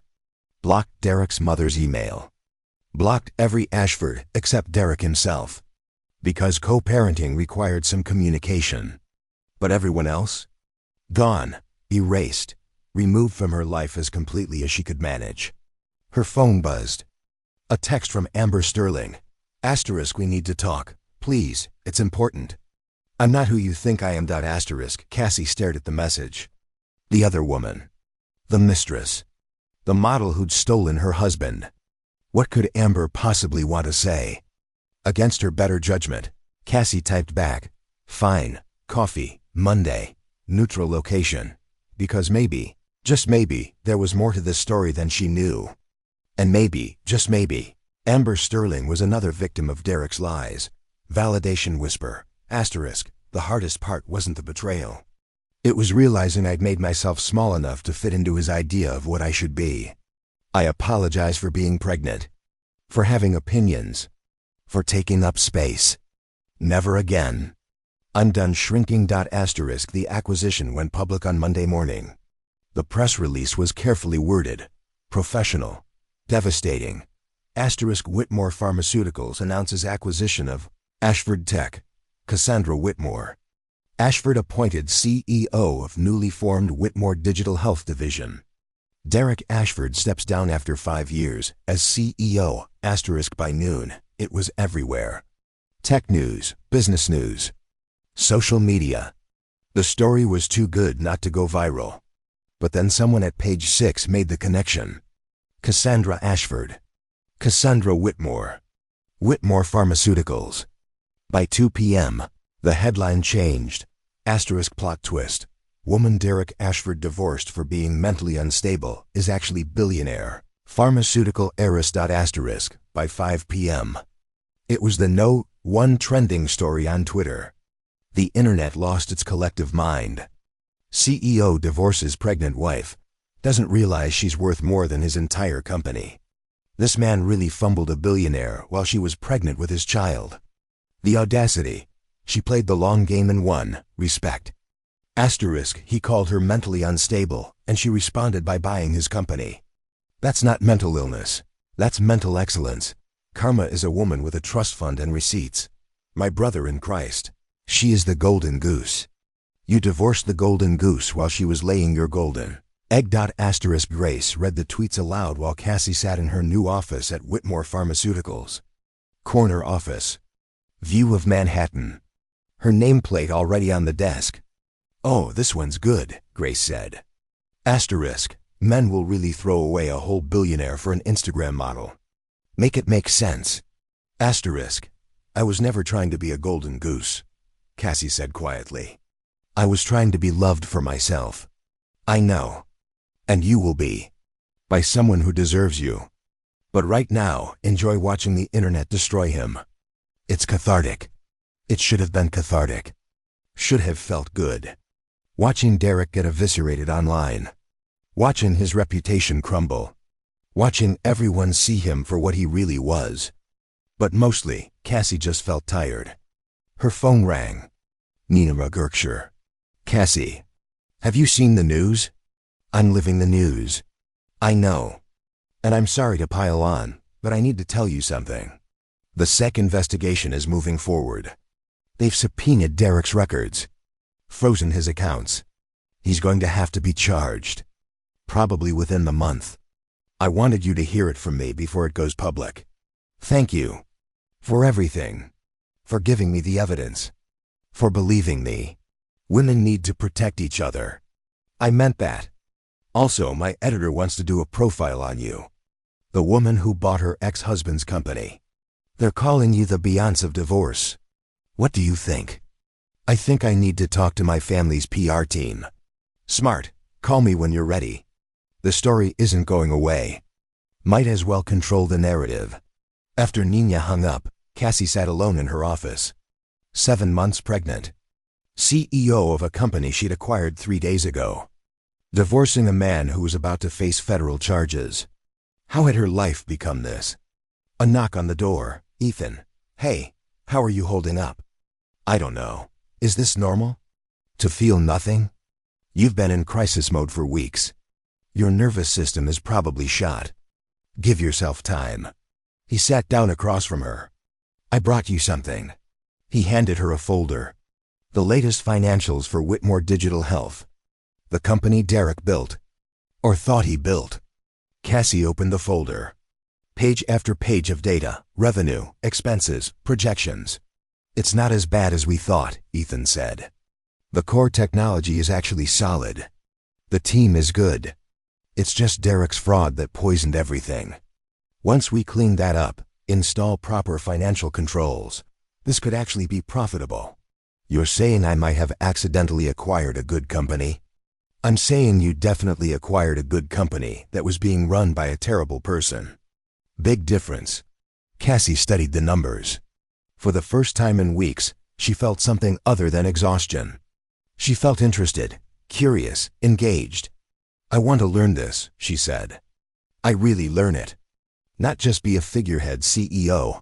I want to understand the technology, the business model, the team, everything. Then we'll teach you. That's what family does. That evening, Cassie met Amber Sterling at a coffee shop in the West Village. Neutral ground, public, safe. Amber was younger than her photos suggested. 24, but looking closer to 20. Thin, beautiful, fragile somehow. Thank you for meeting me, Amber said. Her hand shook as she held her coffee. I wasn't sure you would.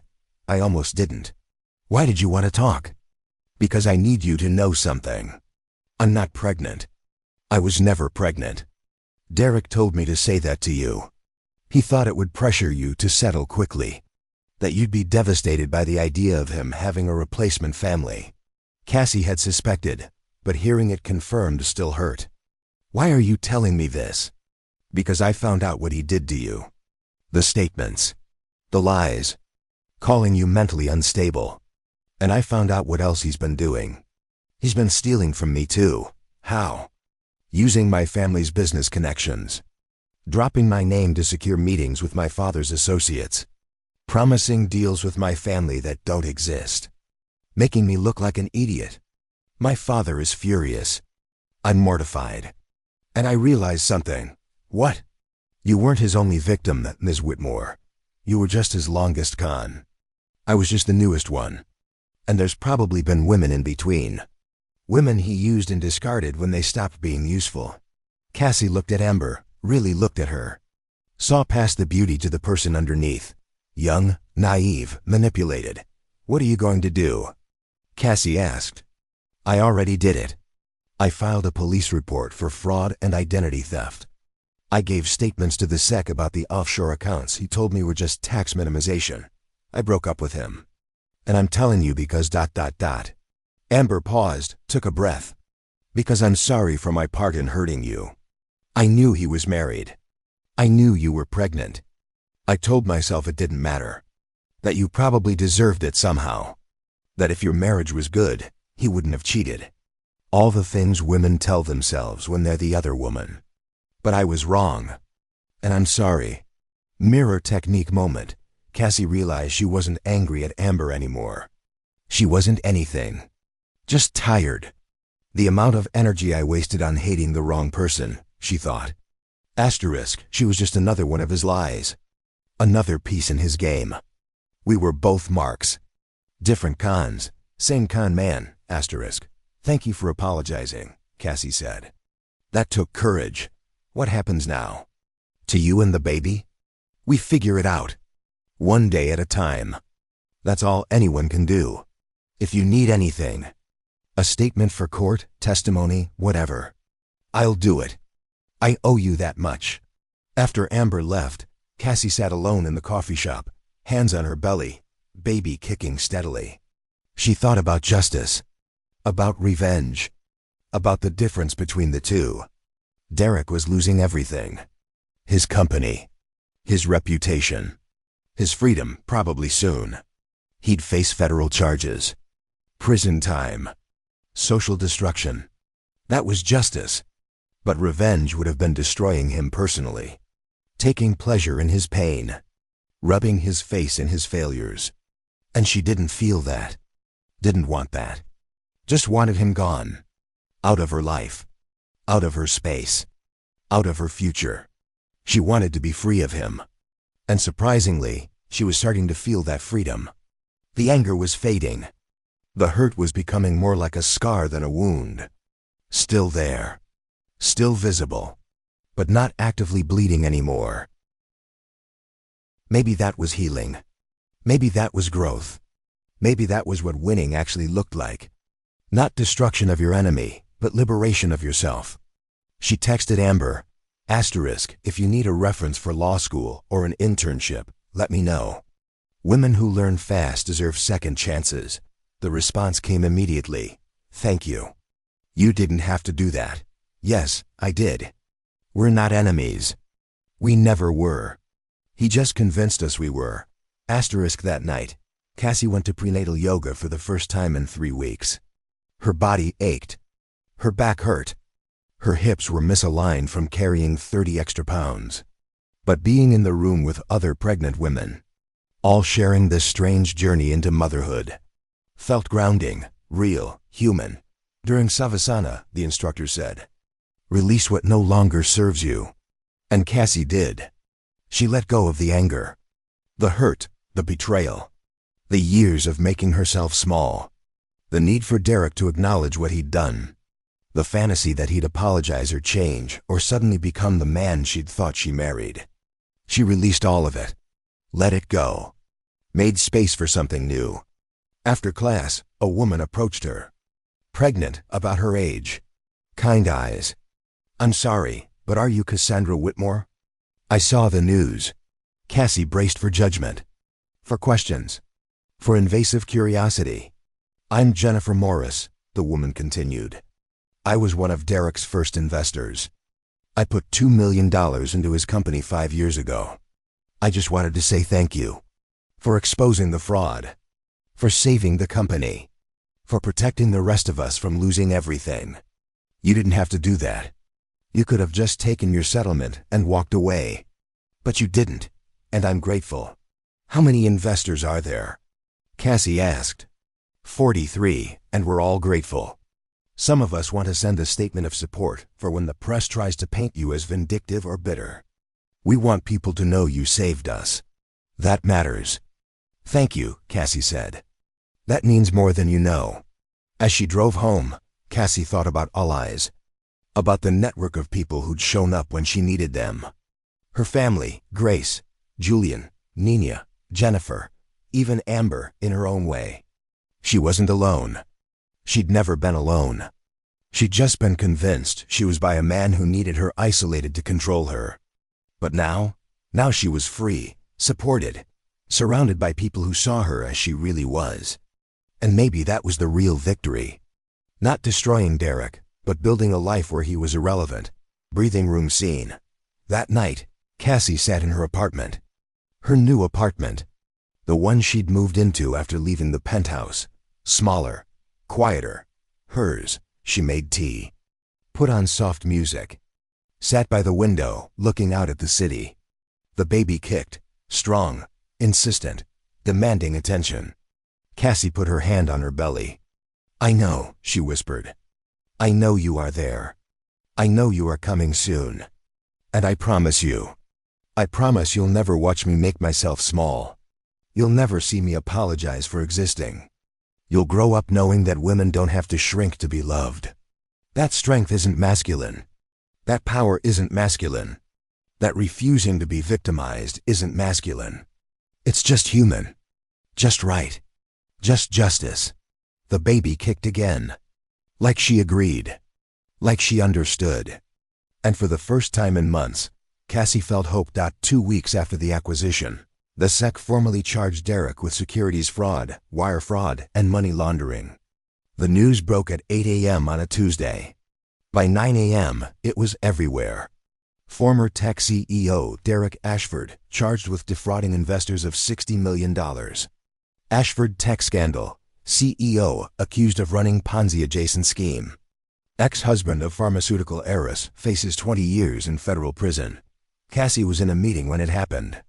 Revenue projections for Whitmore Digital Health. Her first real CEO meeting. Her first chance to prove she could do this job. Lottie burst in. "Miss Whitmore, the SEC just announced charges against Derek. It's all over the news." The room went silent. 10 executives staring at her, waiting to see how she'd react. Cassie took a breath. "Okay, thank you, Lottie. We'll address that after this meeting. Right now, we're discussing Q4 projections." "I believe we were on slide 12, the meeting continued. Professional, focused, no drama. But inside, Cassie's heart was racing. It was really happening. Derek was being held accountable, publicly, officially, permanently. After the meeting, she called Julian. "I assume you heard." "On my own." "Hard to miss. What happens now?" "Now Derek hires a criminal defense attorney. Probably someone expensive and excellent. They'll try to negotiate a plea deal. The SEC has him dead to rights. $60 million in documented fraud. Wire transfers. Falsified reports. Lies to investors. He's looking at 15 to 20 years minimum. Will I have to testify? Probably. As his ex-wife. As the person who discovered the fraud. As the CEO who cooperated with investigators. Yes, you'll testify. But Cassie, you're the hero in this story. The whistleblower who saved 43 investors from losing everything. The woman who exposed corruption. That's how history will remember you. I don't feel like a hero. I feel tired. That's because heroism is exhausting. But you did it anyway. That's what makes it heroic." That afternoon, Margaret called. "Family dinner tonight. 7 p.m. Greenwich. Don't be late. We're celebrating." "Celebrating what?" "Your first successful acquisition. Derek's impending imprisonment. The fact that you're 7.5 months pregnant and still showing up every day. Take your pick. Just be here." The dinner was everything Cassie expected. Formal, elegant, excessive. Margaret at the head of the table in diamonds and Chanel. Ethan to her right in another impeccable suit. Cassie to her left, pregnant and tired and trying to keep up. To Cassandra, Margaret raised her glass. Who remembered she's a Whitmore, finally. They drank, ate, talked business and strategy and the future of Whitmore Digital Health. "The team you brought in is excellent," Ethan said between courses. "We're on track for profitability by Q2 next year. The technology is solid. The vision is sound. It's just Derek's fraud that poisoned everything. Once that's cleared up, this division could be worth billions." "Preston wants to stay on," Cassie said.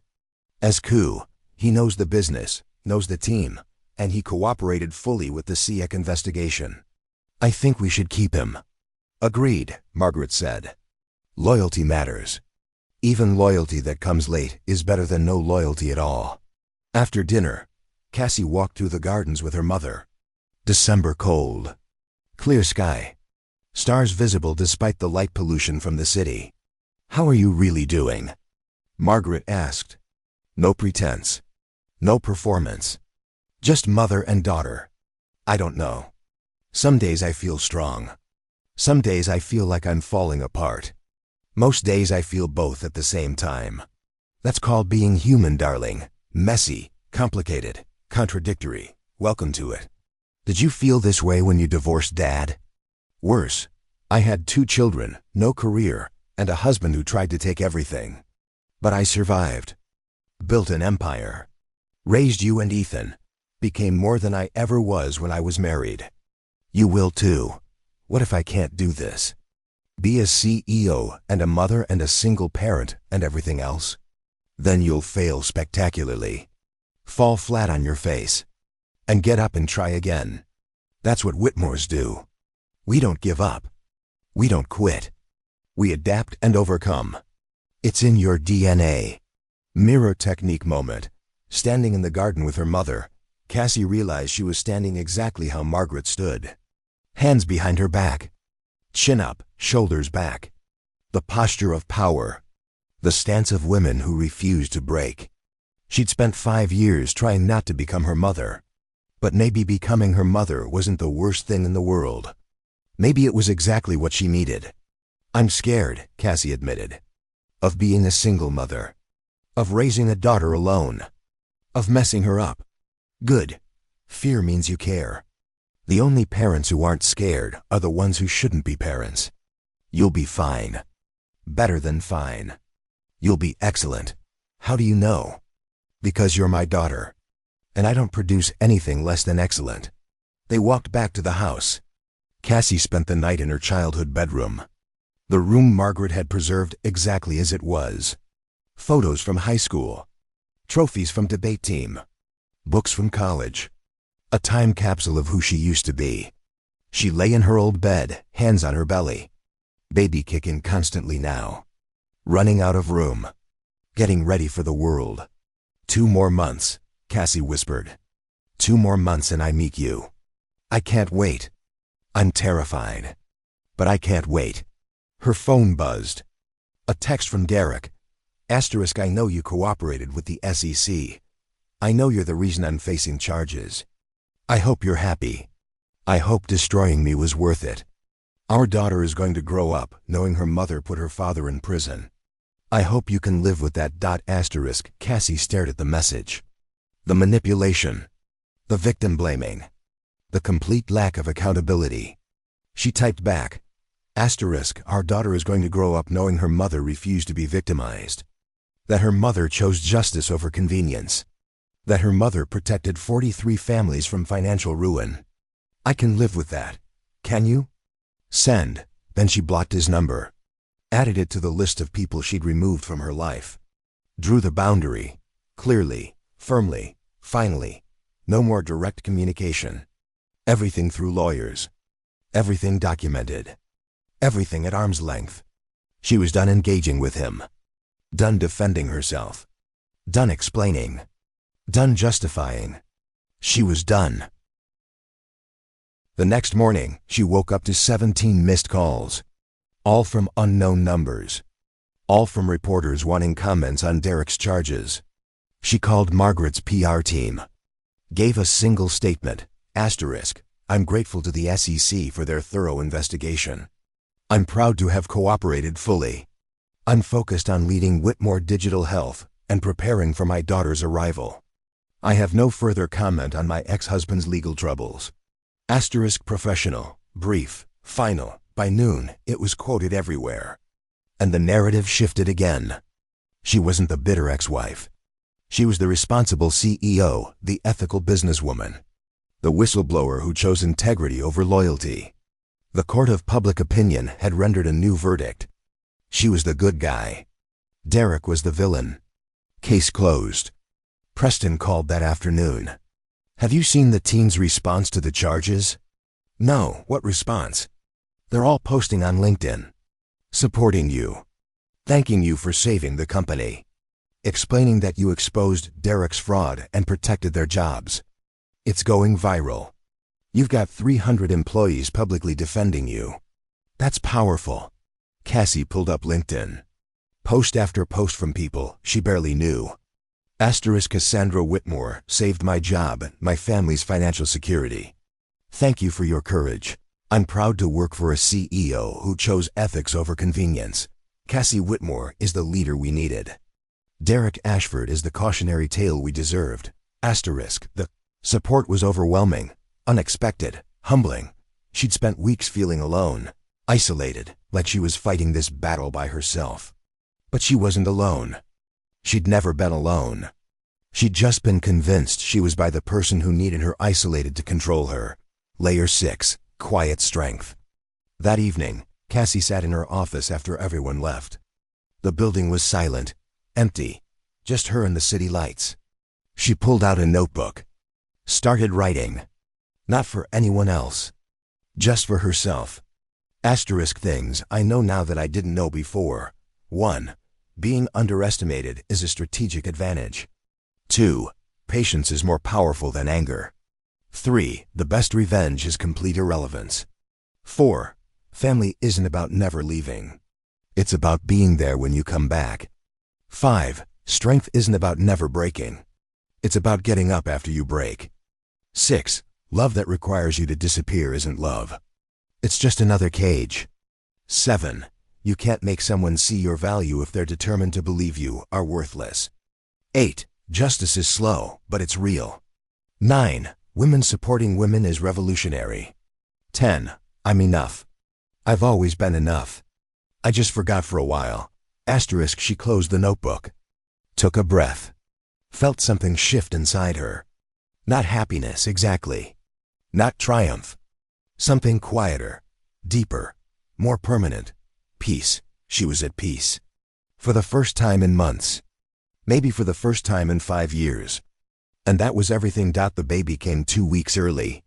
On a Tuesday in January. Cassie woke up at 3 a.m. in a puddle, confused, disoriented. Then, oh, this is happening. Contractions started immediately. 5 minutes apart. Strong, insistent, no warm-up. Just straight to active labor. She called Grace, called Margaret, called Ethan. All 3 met her at the hospital within an hour. Labor lasted 14 hours. Long, brutal, exhausting.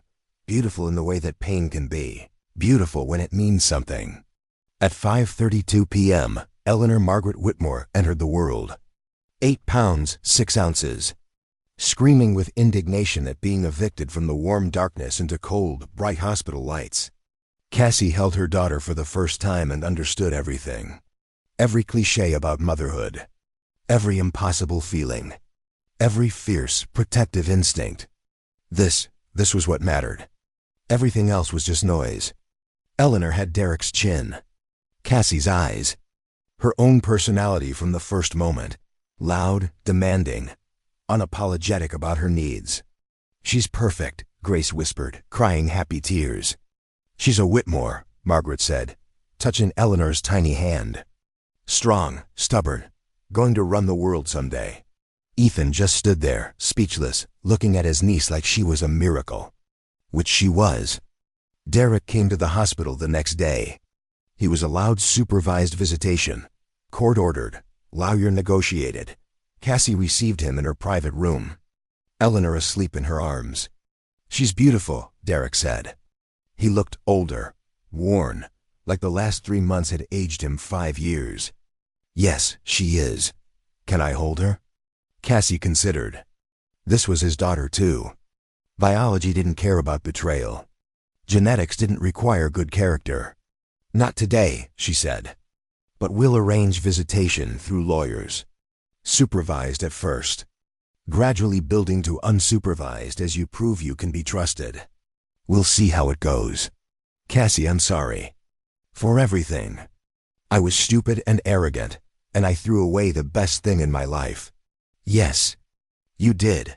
Is there any chance we could? No. The word was firm, final, free. But there's a chance you can be a good father. Not to me, I'm done.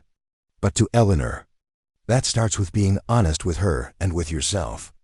With taking responsibility. With showing up consistently. I hope you figure it out. For her sake, I want to try. Then try. Prove it, don't tell me. Show Eleanor. She's the one who matters now. He reached out like he was going to touch her hand. Stopped himself, nodded, left. Cassie didn't watch him go. Kept her eyes on Eleanor. On the future. On what came next. 3 days later, she brought Eleanor home. To her apartment. To the nursery she'd prepared alone. To the life they'd built together. Grace helped her settle in. Showed her how to change diapers properly. How to swaddle. How to survive on 3 hours of sleep. You're going to be an amazing mother, Grace said. I hope so. I'm terrified. Every good mother is terrified. It's the ones who think they know everything who screw up their kids. The first 2 weeks were a blur. Feeding every 2 hours. No sleep, no showers. No sense of time. Just survival. But even through the exhaustion, Cassie felt something she hadn't felt in years. Joy. Pure, uncomplicated joy. Eleanor was hers.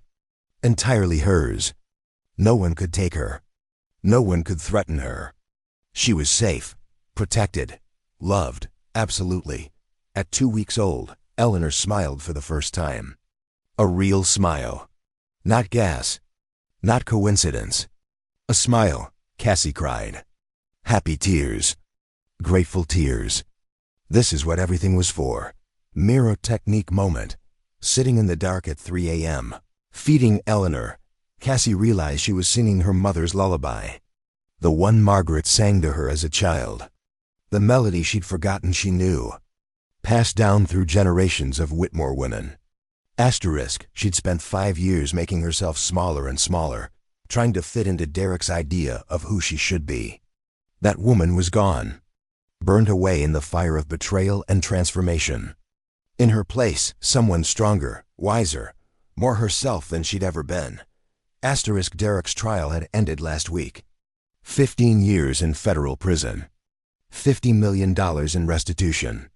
Complete social destruction. Cassie had testified, calmly, clearly, told the truth without emotion or drama. Let the facts speak for themselves. When it was over, the prosecutor thanked her. You saved a lot of families. That matters. It did matter. More than revenge. More than winning. More than watching him lose. Saving people mattered. Choosing integrity mattered. Refusing to be victimized mattered. That was justice. That was power. That was everything. We're going to be just fine, Cassie said to Eleanor. To herself. To the woman she was who thought love meant shrinking. Actually, we're going to be better than fine. We're going to be free. The baby slept. The sun rose. The story continued. But the cage? The cage was empty now. And Cassie? Cassie finally remembered how to fly. 6 months later, Cassie stood in front of 300 people, giving a keynote speech at a Women in Business conference. I used to think being chosen was the ultimate achievement, she said. I walked away from billions of dollars to prove I could be loved for myself. And I did find love. Or what I thought was love. Turns out, it was just another cage with prettier bars. The audience listened, silent, attentive. When my ex-husband served me divorce papers while I was 6 months pregnant, I thought my life was over. I thought I'd lost everything. I thought being abandoned meant being destroyed. But I learned something. She paused. Being underestimated is a strategic advantage. Being dismissed means people stop watching you. And when people stop watching, you're free to become dangerous. Laughter rippled through the crowd. I'm not telling you to get divorced. I'm not telling you to blow up your life. I'm telling you that when your life blows up anyway, when everything you thought was solid turns out to be sand, you have choices. You can shrink, or you can expand. You can accept other people's narratives about who you are, or you can write your own story. Choose expansion. Choose your own story. Choose yourself. The applause was thunderous. Afterward, women lined up to talk to her, to thank her, to share their own stories of underestimation and triumph and survival. One woman in her 50s grabbed Cassie's hand. My daughter is in an abusive marriage. She won't leave because she's afraid. Can I give her your number? Better than that, Cassie said. Give her my email. I'll connect her with resources. Legal help. Financial planning. A network of women who've been there. She doesn't have to do it alone. Another woman, younger, maybe 25. I'm about to walk away from my family's business to marry someone. After hearing you speak, I think I might be making a mistake. Don't let me make your decisions for you, Cassie said carefully. But ask yourself this, does he celebrate your ambition? Or does he need you to be less so he can feel like more? One is love. The other is control. Learn to tell the difference. By the time Cassie left the conference, she had 17 new contacts. 17 women who needed help, guidance, mentorship, a hand up. She couldn't save everyone, but she could try. That became her side project. Cassie's Collective, they called it. A private network of women helping women. Legal resources. Financial advice. Career mentorship. Emotional support. It started with 20 women. Within 6 months, it was 300. Within a year, 3,000. Women protecting women. The most revolutionary act there was. Eleanor turned 18 months old. Started walking. Started talking. Started asserting her considerable will. No became her favorite word. Mine was a close second. She's very strong-willed, the nanny said diplomatically. She's a Whitmore, Cassie replied. Strong-willed is a feature, not a bug. Derek had supervised visitation every other weekend. He showed up mostly. Tried mostly. Was adequate mostly. Eleanor tolerated him. Didn't cling to him. Didn't cry when he left. Just accepted him as a fact of her life without much emotional investment. She doesn't love me, Derek said during a custody review meeting. He looked sad, diminished. Prison had broken something in him. She lights up when she sees you. But with me, she's just not that tolerant. Love is earned, Cassie said, not unkindly, just truthfully. You can't demand it. You can't manipulate it. You have to show up consistently. Be reliable. Be present. Put her needs before yours. That's how you earn it. I'm trying. I know. Keep trying. Maybe someday it'll be enough. They weren't enemies anymore. Weren't anything really. Just two people co-parenting a child. Doing their best. Mostly failing. Occasionally succeeding. That was enough. Grace had a baby 6 months after Eleanor's second birthday. A boy, 8 pounds even, perfect. Cassie held him in the hospital. Looked at her friend. Saw the exhaustion and joy and terror and love all mixed together. It's worth it, right? Grace asked. All of it, every second. Even the hard parts? Especially the hard parts. Do you ever regret it? Having Eleanor with Derek? Wish you'd waited for someone better? Never. She's exactly who she's supposed to be. And I'm exactly who I'm supposed to be. We found each other exactly when we needed to. That's not regret. That's fate. 2 years after the divorce was finalized, Cassie attended a charity gala. Black tie, Manhattan, the kind of event where deals get made and alliances form. A man approached her at the bar. Distinguished, early 50s, kind eyes. No wedding ring. Cassandra Whitmore, he said. I've been hoping to meet you. I'm Robert Kensington. I run the foundation that funds your women's collective. Mr. Kensington, thank you for your support. We couldn't do this work without you. Call me Robert. And I should be thanking you. You're doing revolutionary work. Changing lives. Building power structures that include women instead of excluding them. That matters more than money ever could. They talked for an hour. About the collective. About justice. About power dynamics and systemic change and how to build something better than what exists. He was smart, funny, engaged, listened more than he talked. Asked questions that showed he'd actually read her work.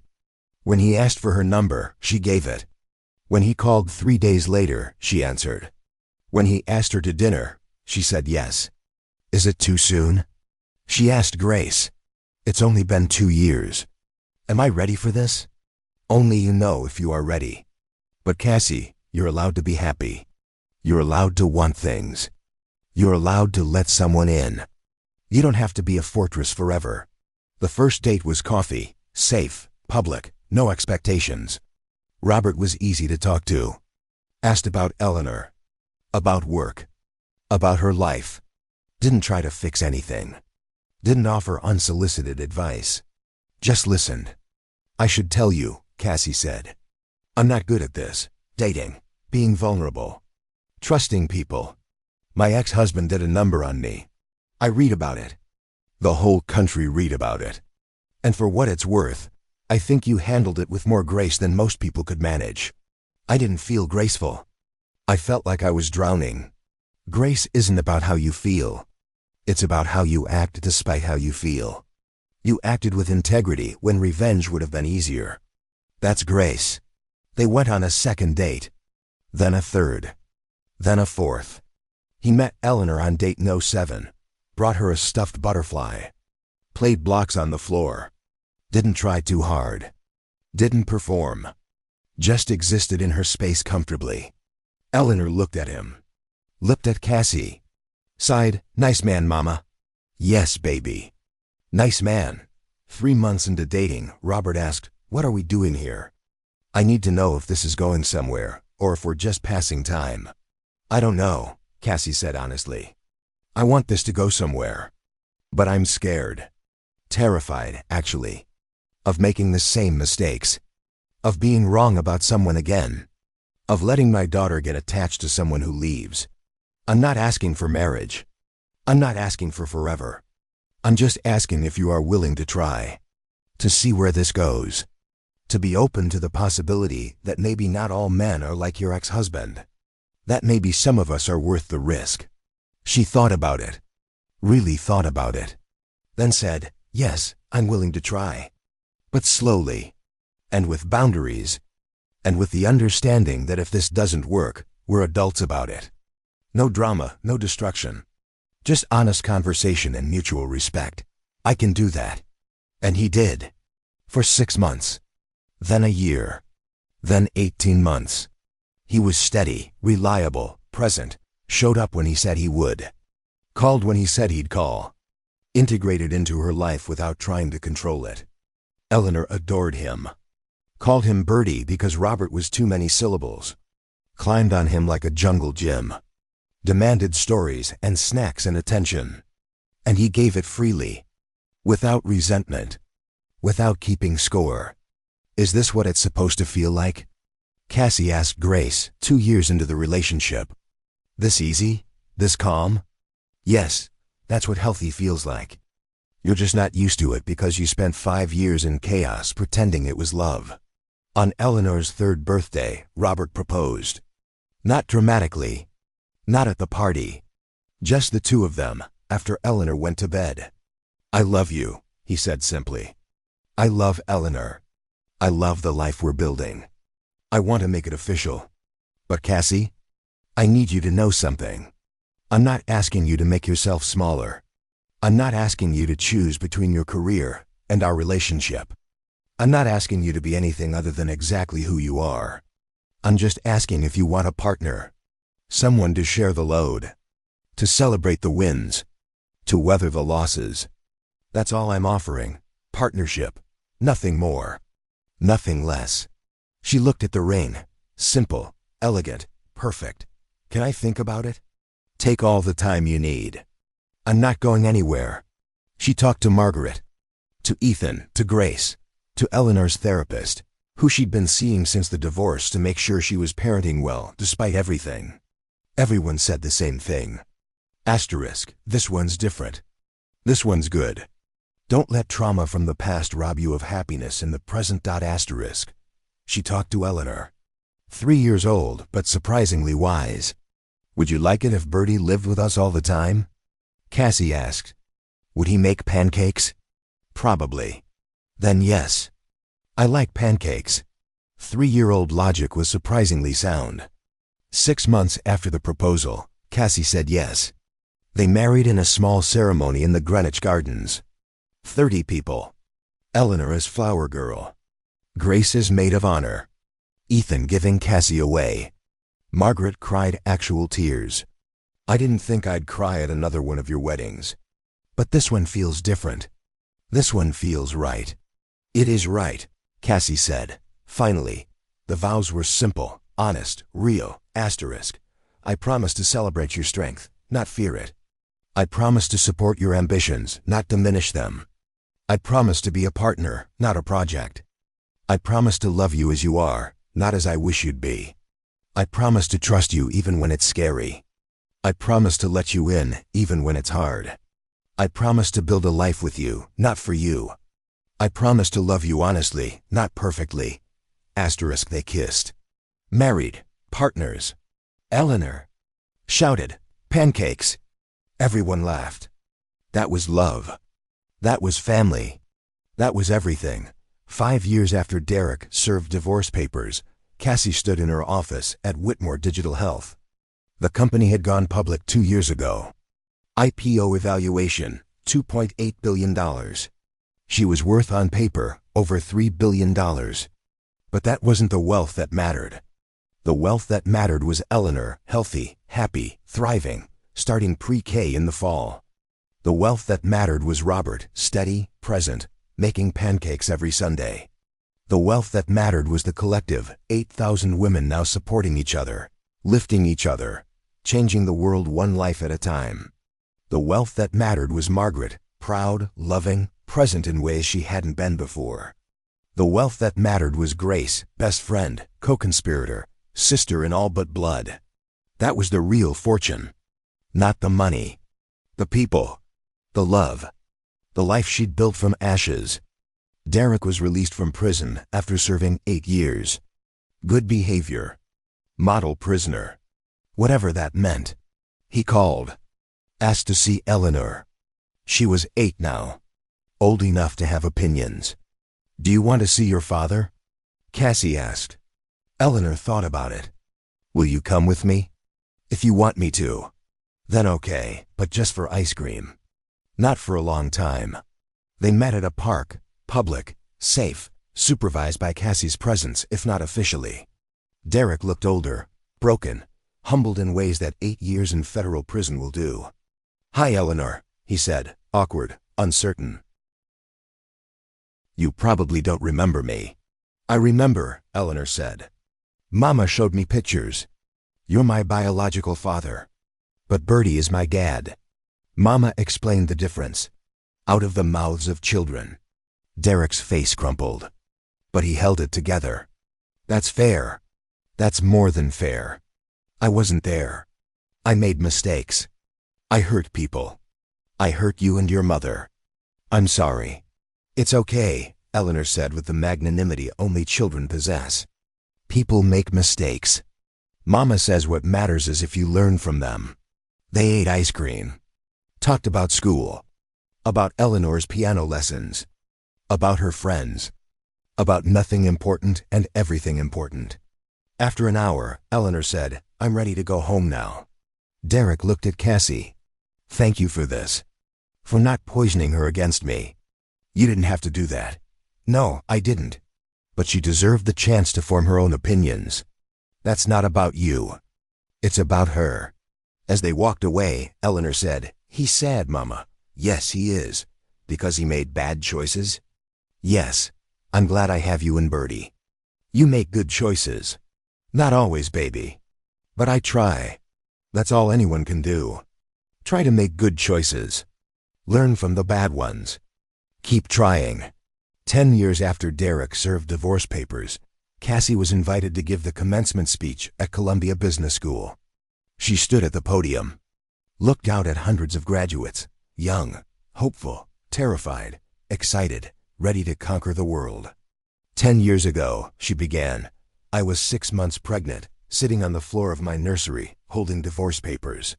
My husband had just left me for a younger woman. He'd called me mentally unstable in the press.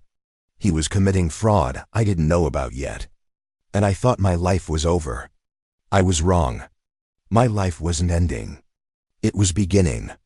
I just couldn't see it yet. Here's what I learned. Being underestimated is a gift. Being dismissed means people stop watching you. And when people stop watching, you are free to become powerful. But power isn't about destruction. It's not about revenge. It's not about making your enemies suffer. Real power is about building something so magnificent that your enemies become irrelevant. Real power is about lifting others while you rise. About creating systems that include instead of exclude. About using your platform to amplify voices that have been silenced. Real power is about choosing integrity when compromise would be easier. About choosing truth when lies would be more comfortable. About choosing yourself when everyone else is telling you to shrink. So here's my challenge to you. Don't just build companies. Build legacies. Don't just make money. Make meaning. Don't just succeed. Help others succeed with you. And if someone tries to make you smaller, if someone tells you your ambitions are too big, if someone suggests you should compromise your dreams for their comfort, remember this. You are not too much. They are simply not enough. Now go change the world. I'll be watching, cheering, and funding your ventures through Cassie's Collective. Because women supporting women isn't just nice. It's revolutionary. The applause lasted 5 minutes. Afterward, a young woman approached. 22, maybe, eager, scared, determined. Miss Whitmore, I'm graduating today with $200,000 in student debt and a startup idea. I'm terrified to pursue because everyone says it's too risky. What would you do? Cassie looked at her. Saw herself 10 years ago, young, uncertain, waiting for permission to be great. I'd pursue it, Cassie said. Fear means it matters. Risk means it's worth doing. And debt? Debt is just another problem to solve. You know what's riskier than starting a business? Spending your life wondering what would have happened if you'd tried. Will you mentor me? No, I'll invest in you. There's a difference. Send me your pitch deck. If it's good, you'll have seed funding by next month. If it's great, you'll have me as a board member. Show me great. The girl's eyes filled with tears. Thank you. You have no idea what this means. I do know. Someone gave me a chance when I needed it most. I'm paying it forward. That's how this works. We lift each other, always. That night, Cassie came home to chaos. Eleanor was 13 now, teenager, all hormones and opinions and drama. Mom! Izzy said I can't go to the concert because her mom thinks I'm a bad influence, because of what grandfather Derek did. Can you believe that? Robert was in the kitchen making dinner. Pancakes for dinner because Eleanor had specifically requested breakfast food and Robert could never say no to her. Breathe, Cassie said. First, breathe. Okay, Mom. Second, Izzy's mom is an idiot. Third, you're not responsible for your grandfather's crimes. Fourth, we'll figure it out. How? I'll call Izzy's mom. Explain the situation. Remind her that children are not responsible for their parents' mistakes. And if she's still unreasonable, then Izzy isn't a real friend anyway. That's so unfair.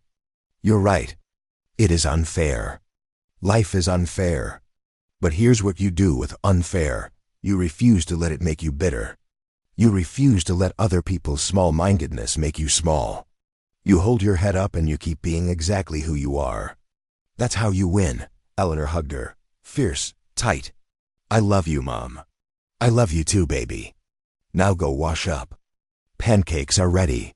Over dinner, Eleanor said, Mom, do you think I'll get married someday? Maybe, if you want to. If you find someone worth marrying.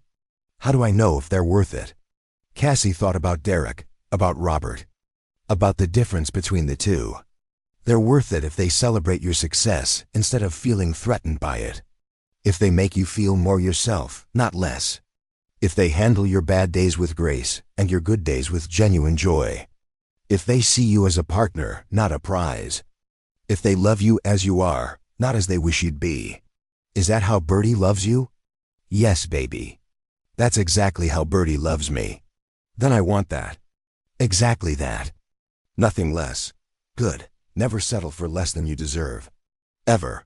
Robert reached across the table, squeezed Cassie's hand, smiled. This was what she'd been searching for. Not perfection. Not fairy tale romance. Just partnership, respect, love that didn't require her to disappear. That night, after Eleanor went to bed, Cassie stood in her home office. Looked at the photos on the wall. Eleanor as a newborn.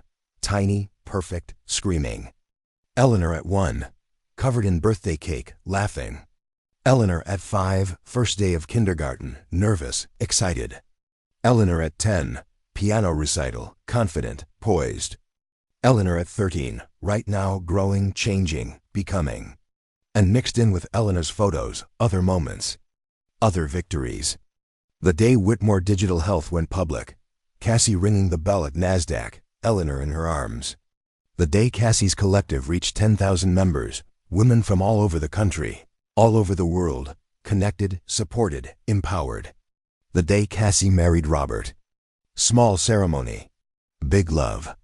The day Margaret officially retired and made Cassie CEO of Whitmore Pharmaceuticals. Asterisk, it's yours now, darling, don't fuck it up. A life in pictures. A life built from ashes. A life that almost didn't happen because she almost accepted defeat. But she didn't accept defeat. She refused it, chose differently, fought back. And here she was, 14 years after Derek served divorce papers, CEO of a pharmaceutical empire, mother to an extraordinary daughter, wife to a good man, founder of a movement that was changing thousands of lives. She'd won, not because Derek lost, but because she chose to win. That was the difference. That was everything. Her phone buzzed. A text from an unknown number. * Miss Whitmore, my name is Sarah Mendez. I'm 28, 6 months pregnant, and my husband just served me with divorce papers. I saw your TED Talk. I saw your story. I need help. I don't know where else to turn. Please. * Cassie stared at the message. Saw herself 14 years ago, scared, alone, desperate. She typed back, * You're not alone. Call this number tomorrow at 9 a.m. It's my direct line. We'll figure this out together. You're going to be okay. I promise * because that was the real legacy. Not the money. Not the company. Not even Eleanor. The real legacy was the lives changed. The women saved. The cycles broken. One woman at a time. One conversation at a time. One act of solidarity at a time. That was revolution. That was power. That was justice. And Cassie? Cassie was just getting started. So that's how Cassandra Whitmore turned her worst day into her greatest victory. From divorce papers on her pregnant belly to CEO of a billion-dollar company. From mentally unstable to unstoppable. Derek thought he was the main character. Turns out, he was just the villain in her origin story. Now I have a question for you. If you were in Cassie's position, what would you have done? Taken the money and run? Or fought back like she did? Drop your answer in the comments. I read every single one. And if this story taught you anything about never underestimating the quiet ones, about refusing to shrink, about choosing yourself even when it's terrifying, hit that like button, share this with someone who needs to hear it, and subscribe because I've got more stories like this. Stories about ordinary people who refuse to accept defeat. The revolution is quiet, but it's happening. And you're part of it. See you in the next story.